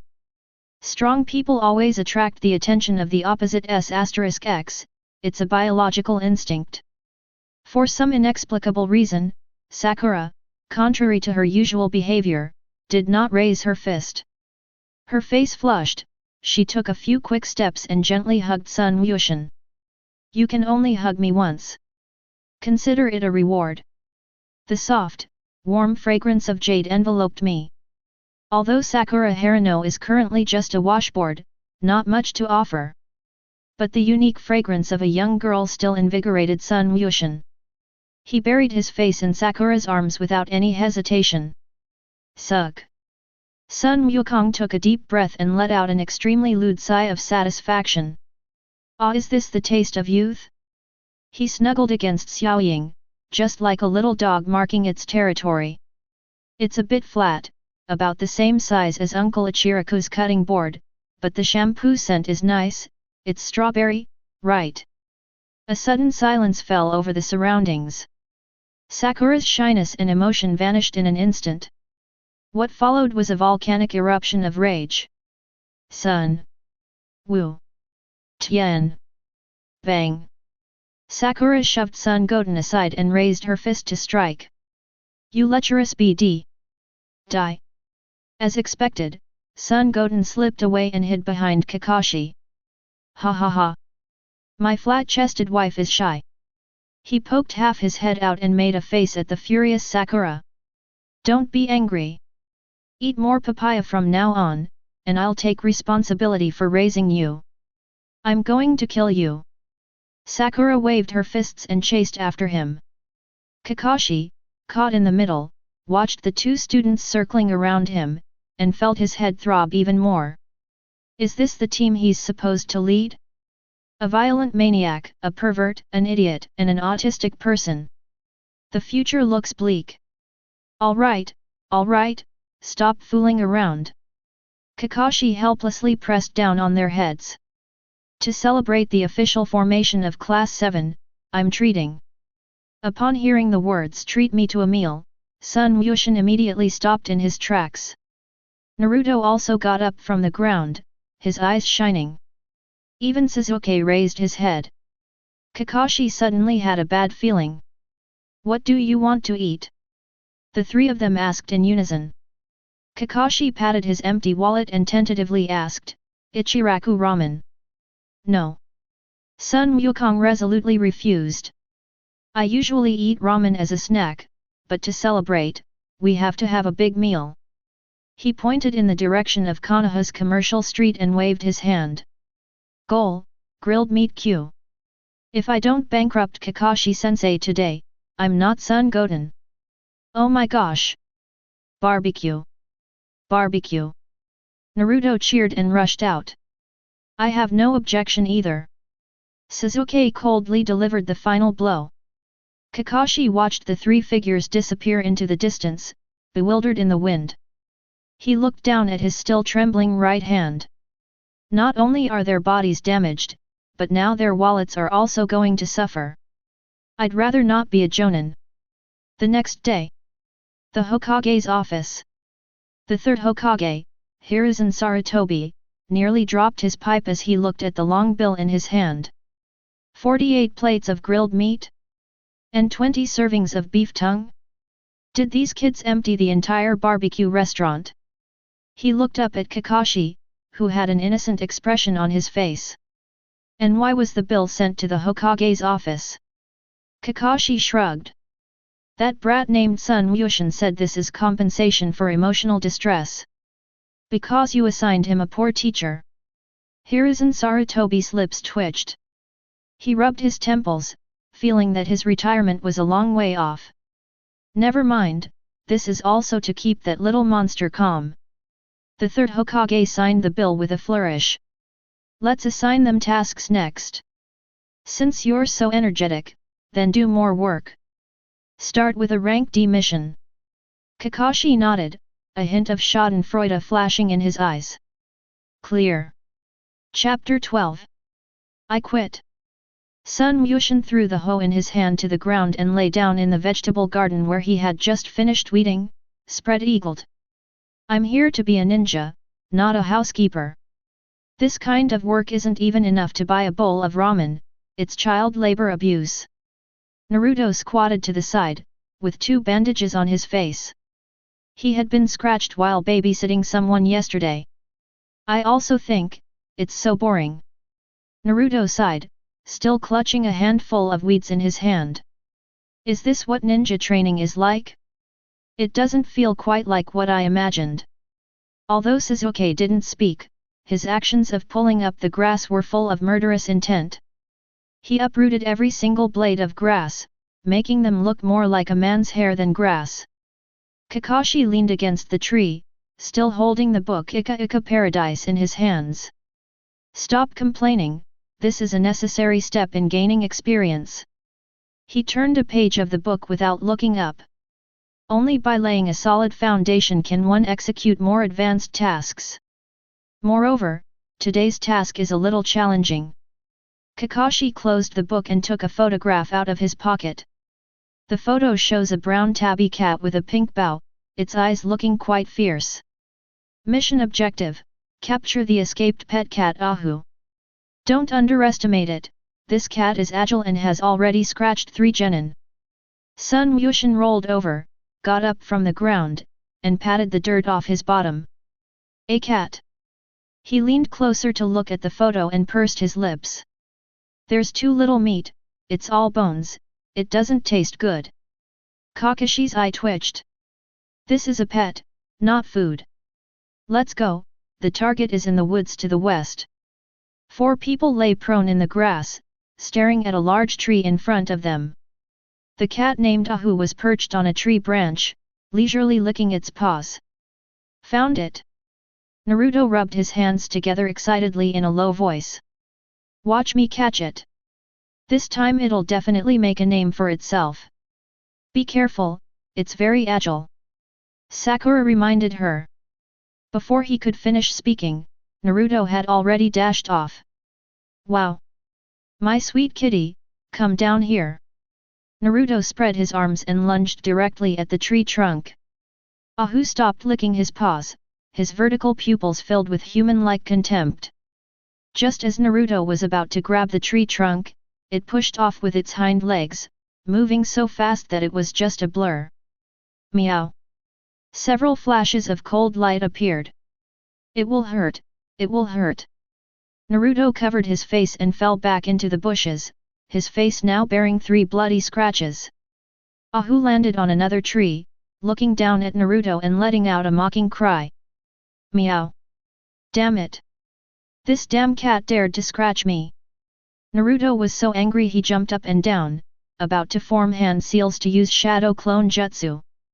Alright, stop embarrassing yourself. Sun Wukong pressed down on Naruto's shoulder and pushed him aside. Using ninjutsu to catch a cat? What will happen to Team 7's reputation if word gets out? He slowly emerged from the bushes and stood under the tree. Tiger immediately arched his back, letting out a threatening growl, and extended his claws again. It sensed a dangerous aura emanating from the human before it. Sun Wushan looked up at the cat in the tree, and his stomach growled again, much to his dismay. I've been feeling constantly hungry lately, and everything looks like food to me. Although there's not much meat, it should smell pretty good grilled, right? Sun Wukong licked his lips. His eyes changed. That's not the look you give a pet. That's the absolute suppression of weaker creatures etched into the Saiyan's genes. There was no murderous intent, only raw, unadulterated hunger. Tiger on the tree had its fur standing on end, and its tail was taut like an iron rod. It sensed that it was being targeted by an ancient behemoth. The slightest movement will tear it apart, and then it will be thrown into your mouth to chew the bones. Meow, meow. Ahu let out a scream that went off in a different tone, his limbs went limp, and he fell straight off the tree. Clatter. It fell to the ground, but didn't even have the strength to run away. It lay there trembling, foaming at the mouth. Sun Wushan took the cat cage from his waist, opened the door, and placed it on the ground. Go in. He only said 2 words. As if granted a pardon, Ahu scrambled into the cage, even using his claws to hook the door shut from the inside, and curled up into a ball in the corner. Naruto and Sakura were both stunned. That's it. Naruto touched the wound on his face, looking utterly bewildered. How did it get inside by itself? Sasuke watched Son Goten's retreating figure, his brows furrowed. Done, that's a wrap. Sun Wushan picked up the cage and shook it. Let's go, hurry up and turn in the quest, then get the money and eat. The villa of the Lady of the Daimyo of the Land of Fire. When that enormous woman with her face covered in thick makeup appeared, Sun Wukong finally understood what true terror was. Oh ho ho ho! My little tiger! The famous lady snatched the cage away, her large mouth, painted with bright red lipstick, stretched to her ears. The powder on her face fluttered off with each laugh. After confirming that the cat was all right, Lady Daimyo's gaze fell on Son Goten. Oh dear, did you catch this kitten? She's so cute, like a porcelain doll. The Lady of Daiming's eyes lit up, and she opened her arms, which were thicker than Sun Wukong's waist, and pounced on him, reeking of strong perfume. Come here, let your big sister give you a hug, and I'll give you a reward. Sun Wushan watched as the mountain-like ball of flesh pressed down on him. Those lips, painted like a gaping, blood-red maw, drew closer. This was the most terrifying creature he had ever seen in his life. Even more terrifying than Frisia. It's even more terrifying than Bu. Whoosh! Only a fleeting shadow remained in the air. The next second, Son Goten appeared behind Sakura. He clung tightly to Sakura's clothes, curled up in a ball, his face pale. Sakura, save me! Sun Wukong pointed at Lady Daiming, his voice trembling. A monster is trying to eat me. Sakura was so caught she almost lost her balance. She glanced at son Goten, who was trembling behind her, and then at the embarrassed Lady Daimyo. Is this still the monster that could shatter rocks with a single punch? Kakashi quickly stepped forward, blocking the daimyo's wife with a professional fake smile. Madam, the children are still young and don't understand. The mission is complete, so we'll take our leave now. After saying that, he grabbed Naruto and Sasuke, who were still in a daze, gave Sakura a wink, and fled the villa as if escaping. Even after running 2 blocks, Sun Wushan was still in shock. That's terrifying. Was that woman trying to kill me? Sun Wukong patted his chest, panting heavily. Don't ask me for these kinds of tasks again, I wouldn't do them for any amount of money. Kakashi sighed helplessly and distributed the mission reward to everyone. Alright, that concludes today's tasks. I need to write a report now, dismissed. After saying that, Kakashi immediately used the body flicker technique to escape. 3 hungry little devils were left standing on the street. I'm so hungry. Naruto rubbed his stomach, looking at the banknotes in his hand. This amount of money isn't even enough for barbecue. Sun Wushan counted the money in his hand. Although it wasn't much, it should be enough to eat until he was half full. Let's go. He stuffed the money into his pocket and waved his hand dismissively. Let's go to Ichiraku Ramen. As long as I can eat ramen, the day isn't wasted. The 3 of them walked towards Ichiraku Ramen. It was lunchtime, and the enticing aroma of bone broth wafted from the ramen shop. Sun Wukong and the others had just sat down. The curtain was lifted again. Several familiar figures walked in. Ah, it smells so good. I really do need ramen. A clear, crisp female voice rang out. Sun Wukong turned his head and the chopsticks in his mouth fell out. Ino? Chapter 13. The moment the curtain was lifted, sunlight streamed in. Yamanaka Ino's long golden hair shone brightly in the light. Shikamaru and Koji followed behind her, but she had clearly completely ignored them. Ino's emerald green eyes swept around the store before her gaze settled directly on son Goten, who was sitting in the middle. Goten! Ino exclaimed in surprise and quickly walked over, her small feet in ninja shoes clicking on the ground. She acted as if she belonged there, walking straight to the gap between Goten and Naruto. Make way, make way! Ino unceremoniously nudged Naruto aside with her buttocks. Naruto was holding a bowl of soup when this bump almost made him bury his face in the soup. Hey! Ino, what are you doing? Naruto yelled in dissatisfaction, but could only watch helplessly as Ino plopped down in his original spot, pressing herself tightly against Goten. I heard you broke Kakashi-sensei's fingers in the training grounds. Ino casually placed one hand on son Goten's shoulder, leaning very close, her eyes sparkling with adoration. That's so cool. That's an elite jonin. Sun Wushan felt the warmth on his shoulder and the pretty face so close to his face, and smiledly. It's alright, the main problem is that the masked guy was too weak. Sun Wushan picked up another pair of chopsticks and naturally moved closer to Ino. But how did you know, Ino? It's all over the Ninja Academy now. Ino said excitedly. Everyone says you're the strongest rookie this year, even Sasuke-kun has been surpassed by you.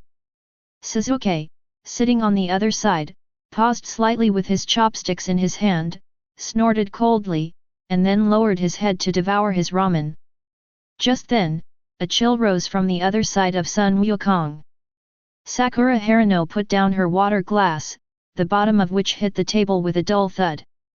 Inobora, this is Class 7's get-together. Did you wander onto the wrong set? Sakura looked at Ino with a forced smile, the veins on her forehead throbbing slightly. Although she usually yells and shouts at Goten, seeing other women, especially her nemesis Ino, so intimately close to Goten makes her inexplicable anger rise up. This is her teammate, her backup plan. No, she's the one she's protecting. Ino turned her head and defiantly raised her chin. Hey, Isn't that a broad forehead? Ichiraku Ramen is a public place, I can sit wherever I want. As she spoke, Ino took advantage of the situation and hooked her arm around Sun Wuxian's, leaning her head against it. Besides, Goten is so amazing, what's wrong with me admiring him? Unlike some people who just hide behind and cheer him on. You. Sakura slammed her hand on the table in anger. Do you want to fight? Come on. Who's afraid of who? Ino, not to be outdone, stood up as well. The two, separated by Sun Wukong, clashed in mid-air, neither giving an inch. Instead of trying to break up the fight, Sun Wukong, caught in the middle, closed his eyes with a look of enjoyment on his face. This is life. On the left is the violent and arrogant Sakura, and on the right is the passionate and fiery Ino. Aside from the minor flaw of not being fully developed yet, it's practically perfect. If another Hinata came along, I could die happy. Two beautiful ladies. Sun Wuxian stretched out his hands and pressed down on the backs of the two girls' hands respectively. Stop arguing, everyone is my wings, let's get along peacefully. Who are your wings? The two shouted in unison, but neither pulled their hands back. Ino's eyes darted around, and suddenly she picked up a large, fatty piece of char siu from her bowl. Wuxian, you looked so tired from working on that mission, you must be starving. She held the char siu to Sun Wuxian's lips, her voice sweet and coquettish. Here, this is especially for you. Sun Wukong's eyes lit up, and without any hesitation, he opened his mouth wide and bit into the char siu, also taking a bite of Ino's chopsticks in the process. It smells so good. While chewing on meat, Sun Wuxian mumbled something indistinctly and winked at Ino. Ino blushed, but smiled even more broadly, giving Sakura a triumphant look. Sakura gritted her teeth. That thieving cat! She grabbed the water glass from the table and held it to Sun Wuxian's lips. Won't you choke on just meat? Drink some water. Although his actions were rough, his tone revealed a defiant spirit. Sun Wuxian accepted all offers and took a big gulp of water from Sakura's hand. Ha, the water Sakura fed me was so sweet. Humph, you have good taste. Sakura couldn't help but curl her lips into a smile, giving Ino a defiant look. In the next few minutes, Ichiraku Ramen restaurant turned into a battleground. Wuxian, eat this dried bamboo shoot. Wuxian, have a sip of soup. Here, take this Naruto scroll. Sun Wuxian ate with great relish, taking bites from the left and bites from the right, becoming nothing more than a spoil of war in the fight between the two girls. Naruto, sitting next to him, held chopsticks in his hand, looked at the last bit of noodle soup in his bowl, and then at Goten, who was being fawned over by everyone. Tears welled up in his eyes. Why? Naruto sniffed, then inhaled a noodle into his nostril, choking and coughing. We did this mission together, so why is only Goten getting this treatment? The middle-aged man behind the counter was chopping scallions. He watched this scene and shook his head with a smile. Youth is wonderful. Wuxian is quite the ladies' man. Sangpyo covered her mouth and chuckled, placing a plate of freshly fried tempura on the counter. My little brother is really popular. Sun Wuxian let out a satisfied burp and leaned back in his chair. He watched Ino and Sakura glaring at each other, pondering how to end the situation. After all, if these two girls continued eating this meal, they'd probably tear the ramen shop down. All right, both of you wives, calm down. Sun Wukong grabbed Ino with one hand and Sakura with the other. The soft, warm touch stirred something within him. To thank you both for your hospitality, it's my treat tonight. He slammed his hand on the table with a flourish. Uncle, 10 more with eggs. One for everyone. Use my free coupon. Wow! Goten is the best. Ino's expression immediately changed, and she rubbed against Goten's arm. Sakura was still humming smugly, but a smile had appeared on her face. That's more like it. You're smart to know what's good for you. Sun Wukong felt a surge of joy watching this scene. He glanced at the empty spot in his ninja tool pouch. He crushed all those kunao during the exercise. I'll go to Tian to buy more goods tomorrow. I heard she recently got a new cheongsam. Chapter 14. The next day, the roof of the Hokage's office was almost blown off. Naruto Uzumaki rolled on the ground, kicking his limbs wildly. I don't want to catch cats. I don't want to mow the lawn. I want to fight the big bad guys. I want to do those super cool missions. The third Hokage, Hiruzen Sarutobi, with the pipe dangling from his lips, felt his brain trembling. He glanced at Kakashi, who also looked like he was about to die. Kakashi looked up at the ceiling, pretending not to see the leader's gaze. All right, all right.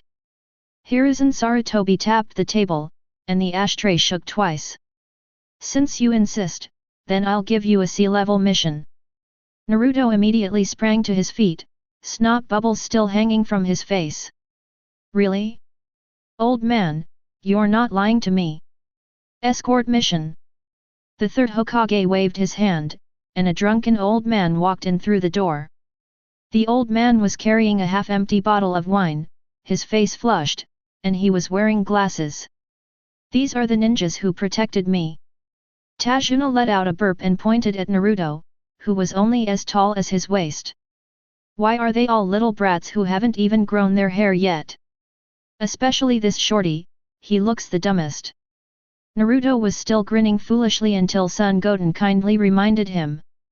He's insulting you. I'm going to kill this old drunkard. Just as Naruto was about to rush forward, Kakashi grabbed him by the back of his collar. This is the client, we can't kill him. Kakashi sighed helplessly and glanced at the wall clock. Meet at the village entrance in half an hour to prepare your belongings and ninja tools. Dissolution. Half an hour is enough for Sun Wukong to get a lot done. For example, you could buy some snacks from Ichiraku Ramen or go somewhere to stock up. Konoha Ninja Tool Shop. This is a place Sun Wukong frequents, not to buy anything, but mainly to observe the shop assistants. There was no one at the front desk. Sun Wukong navigated the area to the backyard with practiced ease. The backyard door was ajar, revealing a narrow crack. The rustling sound of fabric rubbing together could be heard from inside. Sun Wushan, completely oblivious to the fact that he was spying, boldly pushed open the door. Tian, I've come to get it. The conversation paused. The sunlight in the courtyard was lovely, shining down on the girl who was standing in front of the mirror. Tian was wearing a brand new red cheongsam. This is clearly not the kind of style that's practical for combat, rather, it's a more fitted, feminine casual outfit. She was raising one leg and stepping onto the stone bench. The hem of the cheongsam slid down due to gravity, revealing most of her fair and firm thighs. Those legs had not an ounce of excess fat, they were firm and elastic, the result of years of physical training. At this moment, Tenten was looking down, fiddling with the strap-on ninja tool pouch at the base of her thighs. The black straps dug into the snow-white flesh, leaving an extremely alluring shallow mark. Because of the large movements, the side slit of the cheongsam was stretched open, revealing the edge of the matching inner lining. This scene is truly thrilling. Sun Wukong stood at the doorway, not even blinking. Every day, upon hearing the door open, I immediately turn around. The two locked eyes. The air fell silent for a moment. Ah! A high decibel scream pierced the sky. Tian's face turned bright red, and without thinking, she grabbed the freshly ground kunao and threw it at him. You pervert! Who let you in? A flash of cold light. The kunao, accompanied by the sound of wind, hurtled straight towards Sun Goten's face. Sun Wukong stood still, not moving an inch, and simply raised his right hand casually. Snap! He held the sharp kunao firmly between his index and middle fingers.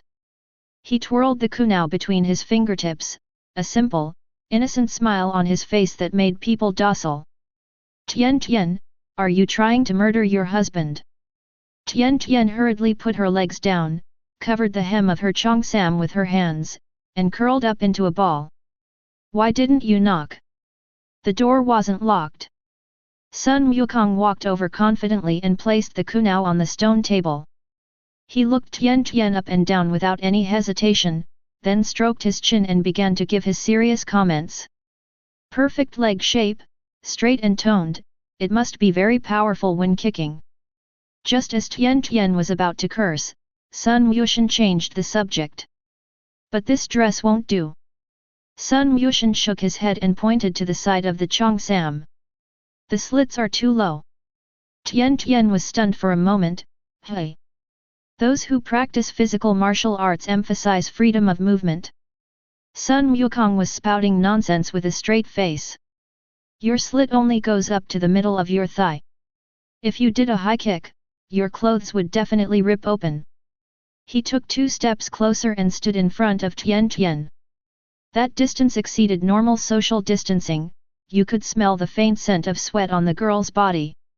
Furthermore, from an aesthetic point of view, an incision 3 inches higher would be needed to perfectly showcase your stunningly beautiful legs, Tian Tian. Tian Tian was stunned by what he said, and looked down at the hem of her skirt. Really, really? Of course, I'm a professional. Sun Wukong grinned. Tian Tian then realized what was happening, and her face turned even redder. Professional my foot. You just want to see it. She raised her hand to strike, but Sun Wushan gently grasped her wrist. Don't move.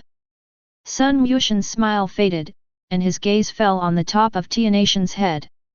Tian Tian had 2 hairpins in her buns, but because of the earlier commotion, the one on the left was a little crooked, and a few stray strands of hair fell down. Sun Wushan raised his hand and gently tucked the stray hairs behind her ear, then straightened the hairpin. My fingertips brushed against my earlobe, which was burning hot every day. My body is tense every day, and my breathing is out of control. She looked at the face so close to hers.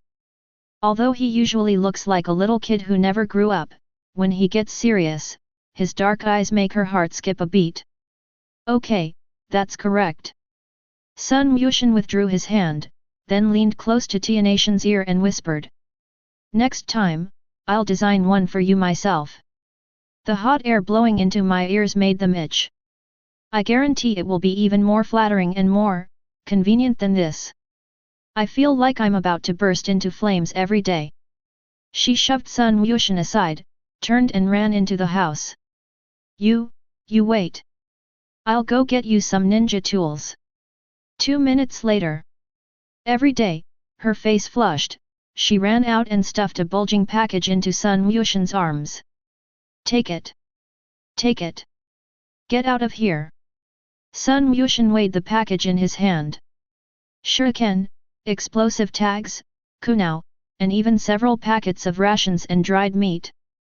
Generous portions, all high-quality goods. Thanks, Tian Tian. Sun Wushan slung the package over his shoulder and walked out, satisfied.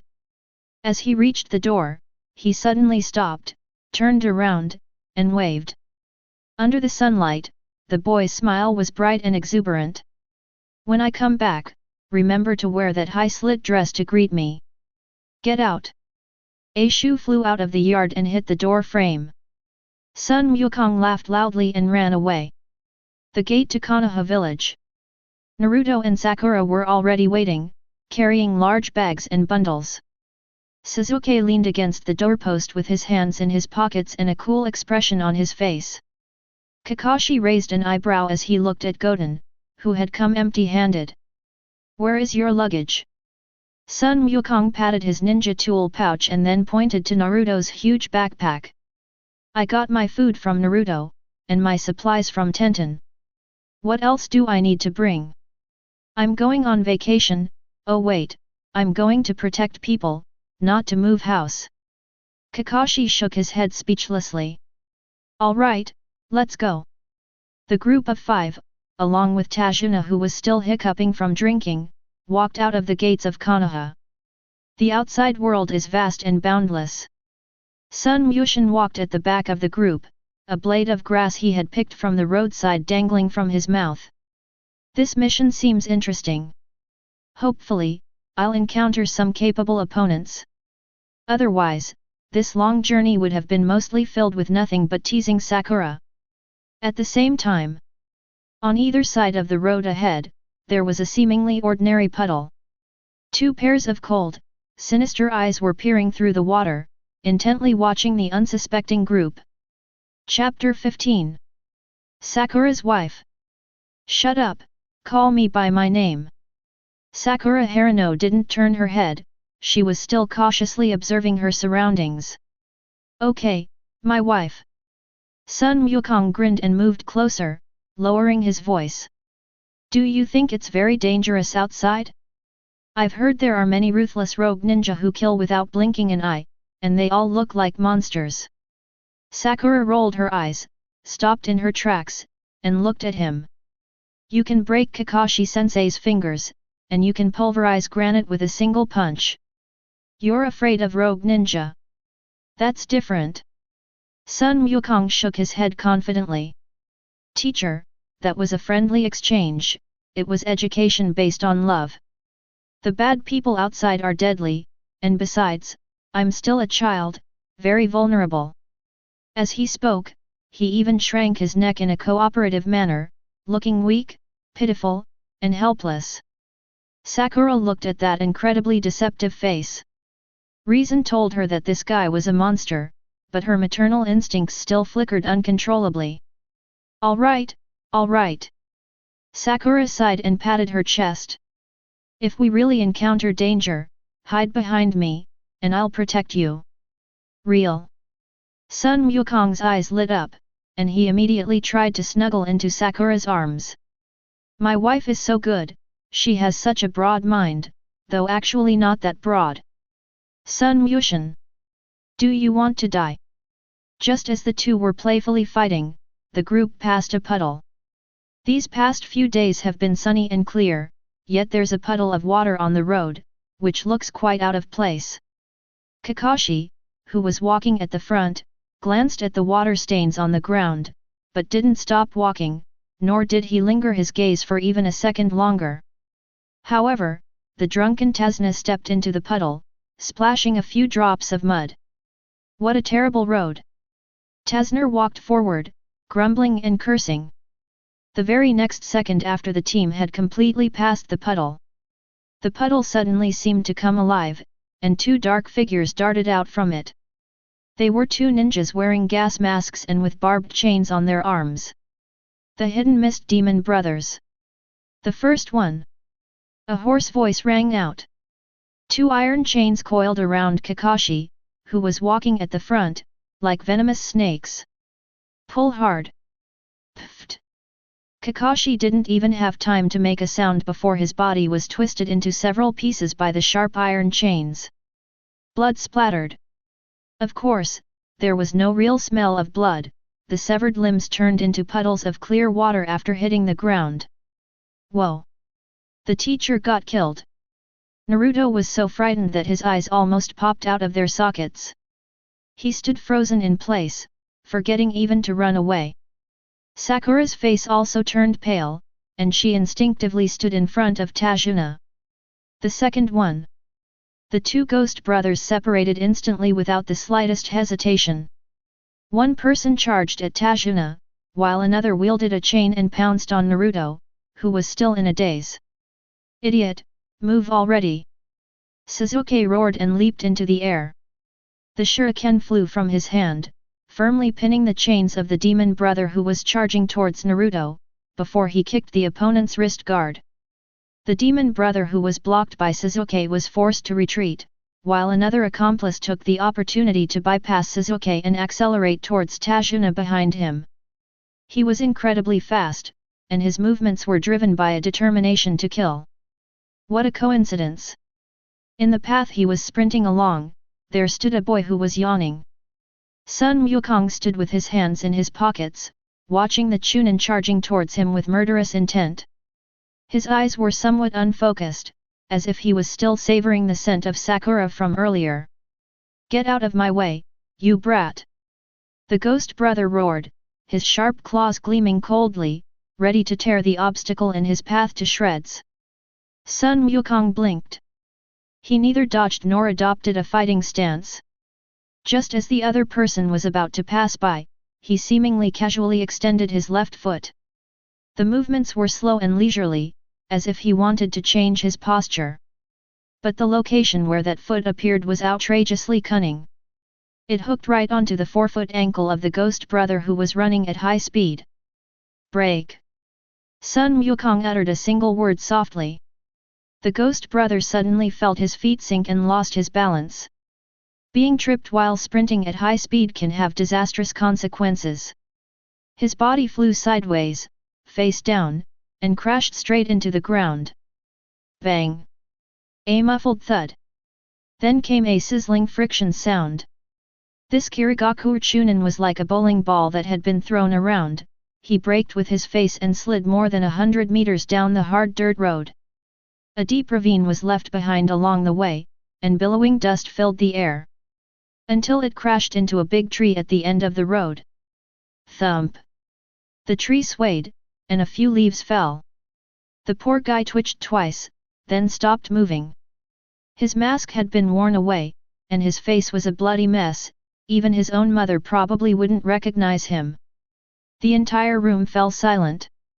The other demon brother, who was preparing to fight Sasuke, froze. Naruto's mouth dropped open. Dazner was half sober. Everyone stared at the gruesome corpse, then glanced at Sun Wukong, who was still standing there. Sun Wushan pulled his foot back, his hands still in his pockets. He looked at the stares of the crowd and shrugged innocently. "Why are you looking at me?" Sun Wushan pointed to the pit in the ground, his tone sincere. "This road is so uneven, I almost tripped and fell." This uncle, he wasn't watching where he was going, and now look what happened, he's disfigured. These days, ninjas have such poor basic skills, they can fall and get hurt like this just from running. At this moment, the demon brother who had been restrained by Sasuke finally reacted, and shuddered when he saw the miserable state of his companion. "Is this the kind of effect you can get from wrestling? It must have been hit by a truck." Before he could even figure it out, Sasuke punched him in the chin, knocking him unconscious. "Done," Sasuke said coldly, but his eyes kept glancing at Son Goten out of the corner of his eye. At that moment, Kakashi, who had been dead, emerged from behind the tree. "Oh, looks like I won't need to lift a finger."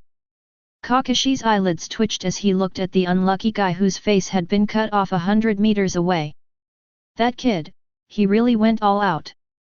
"Teacher, you're not dead!" Naruto cried out, his voice trembling with tears. "That's a water clone." Kakashi offered an explanation, then walked over to the two unconscious demon brothers and tied them up. "All right, now that we've dealt with the enemy, it's necessary for us to talk." Kakashi turned around, his dead fish eyes fixed on Tazuna, who was still trembling. "Mr. Dazner. These two are Chunin from Kirigaku. Assassins of this caliber aren't the kind of people you'd expect to encounter in a C-rank mission. Are you hiding something?" The atmosphere suddenly became tense. Sun Wukong didn't care about any of that. He walked over to the Chunin with the stern face, squatted down, and groped the man for a while.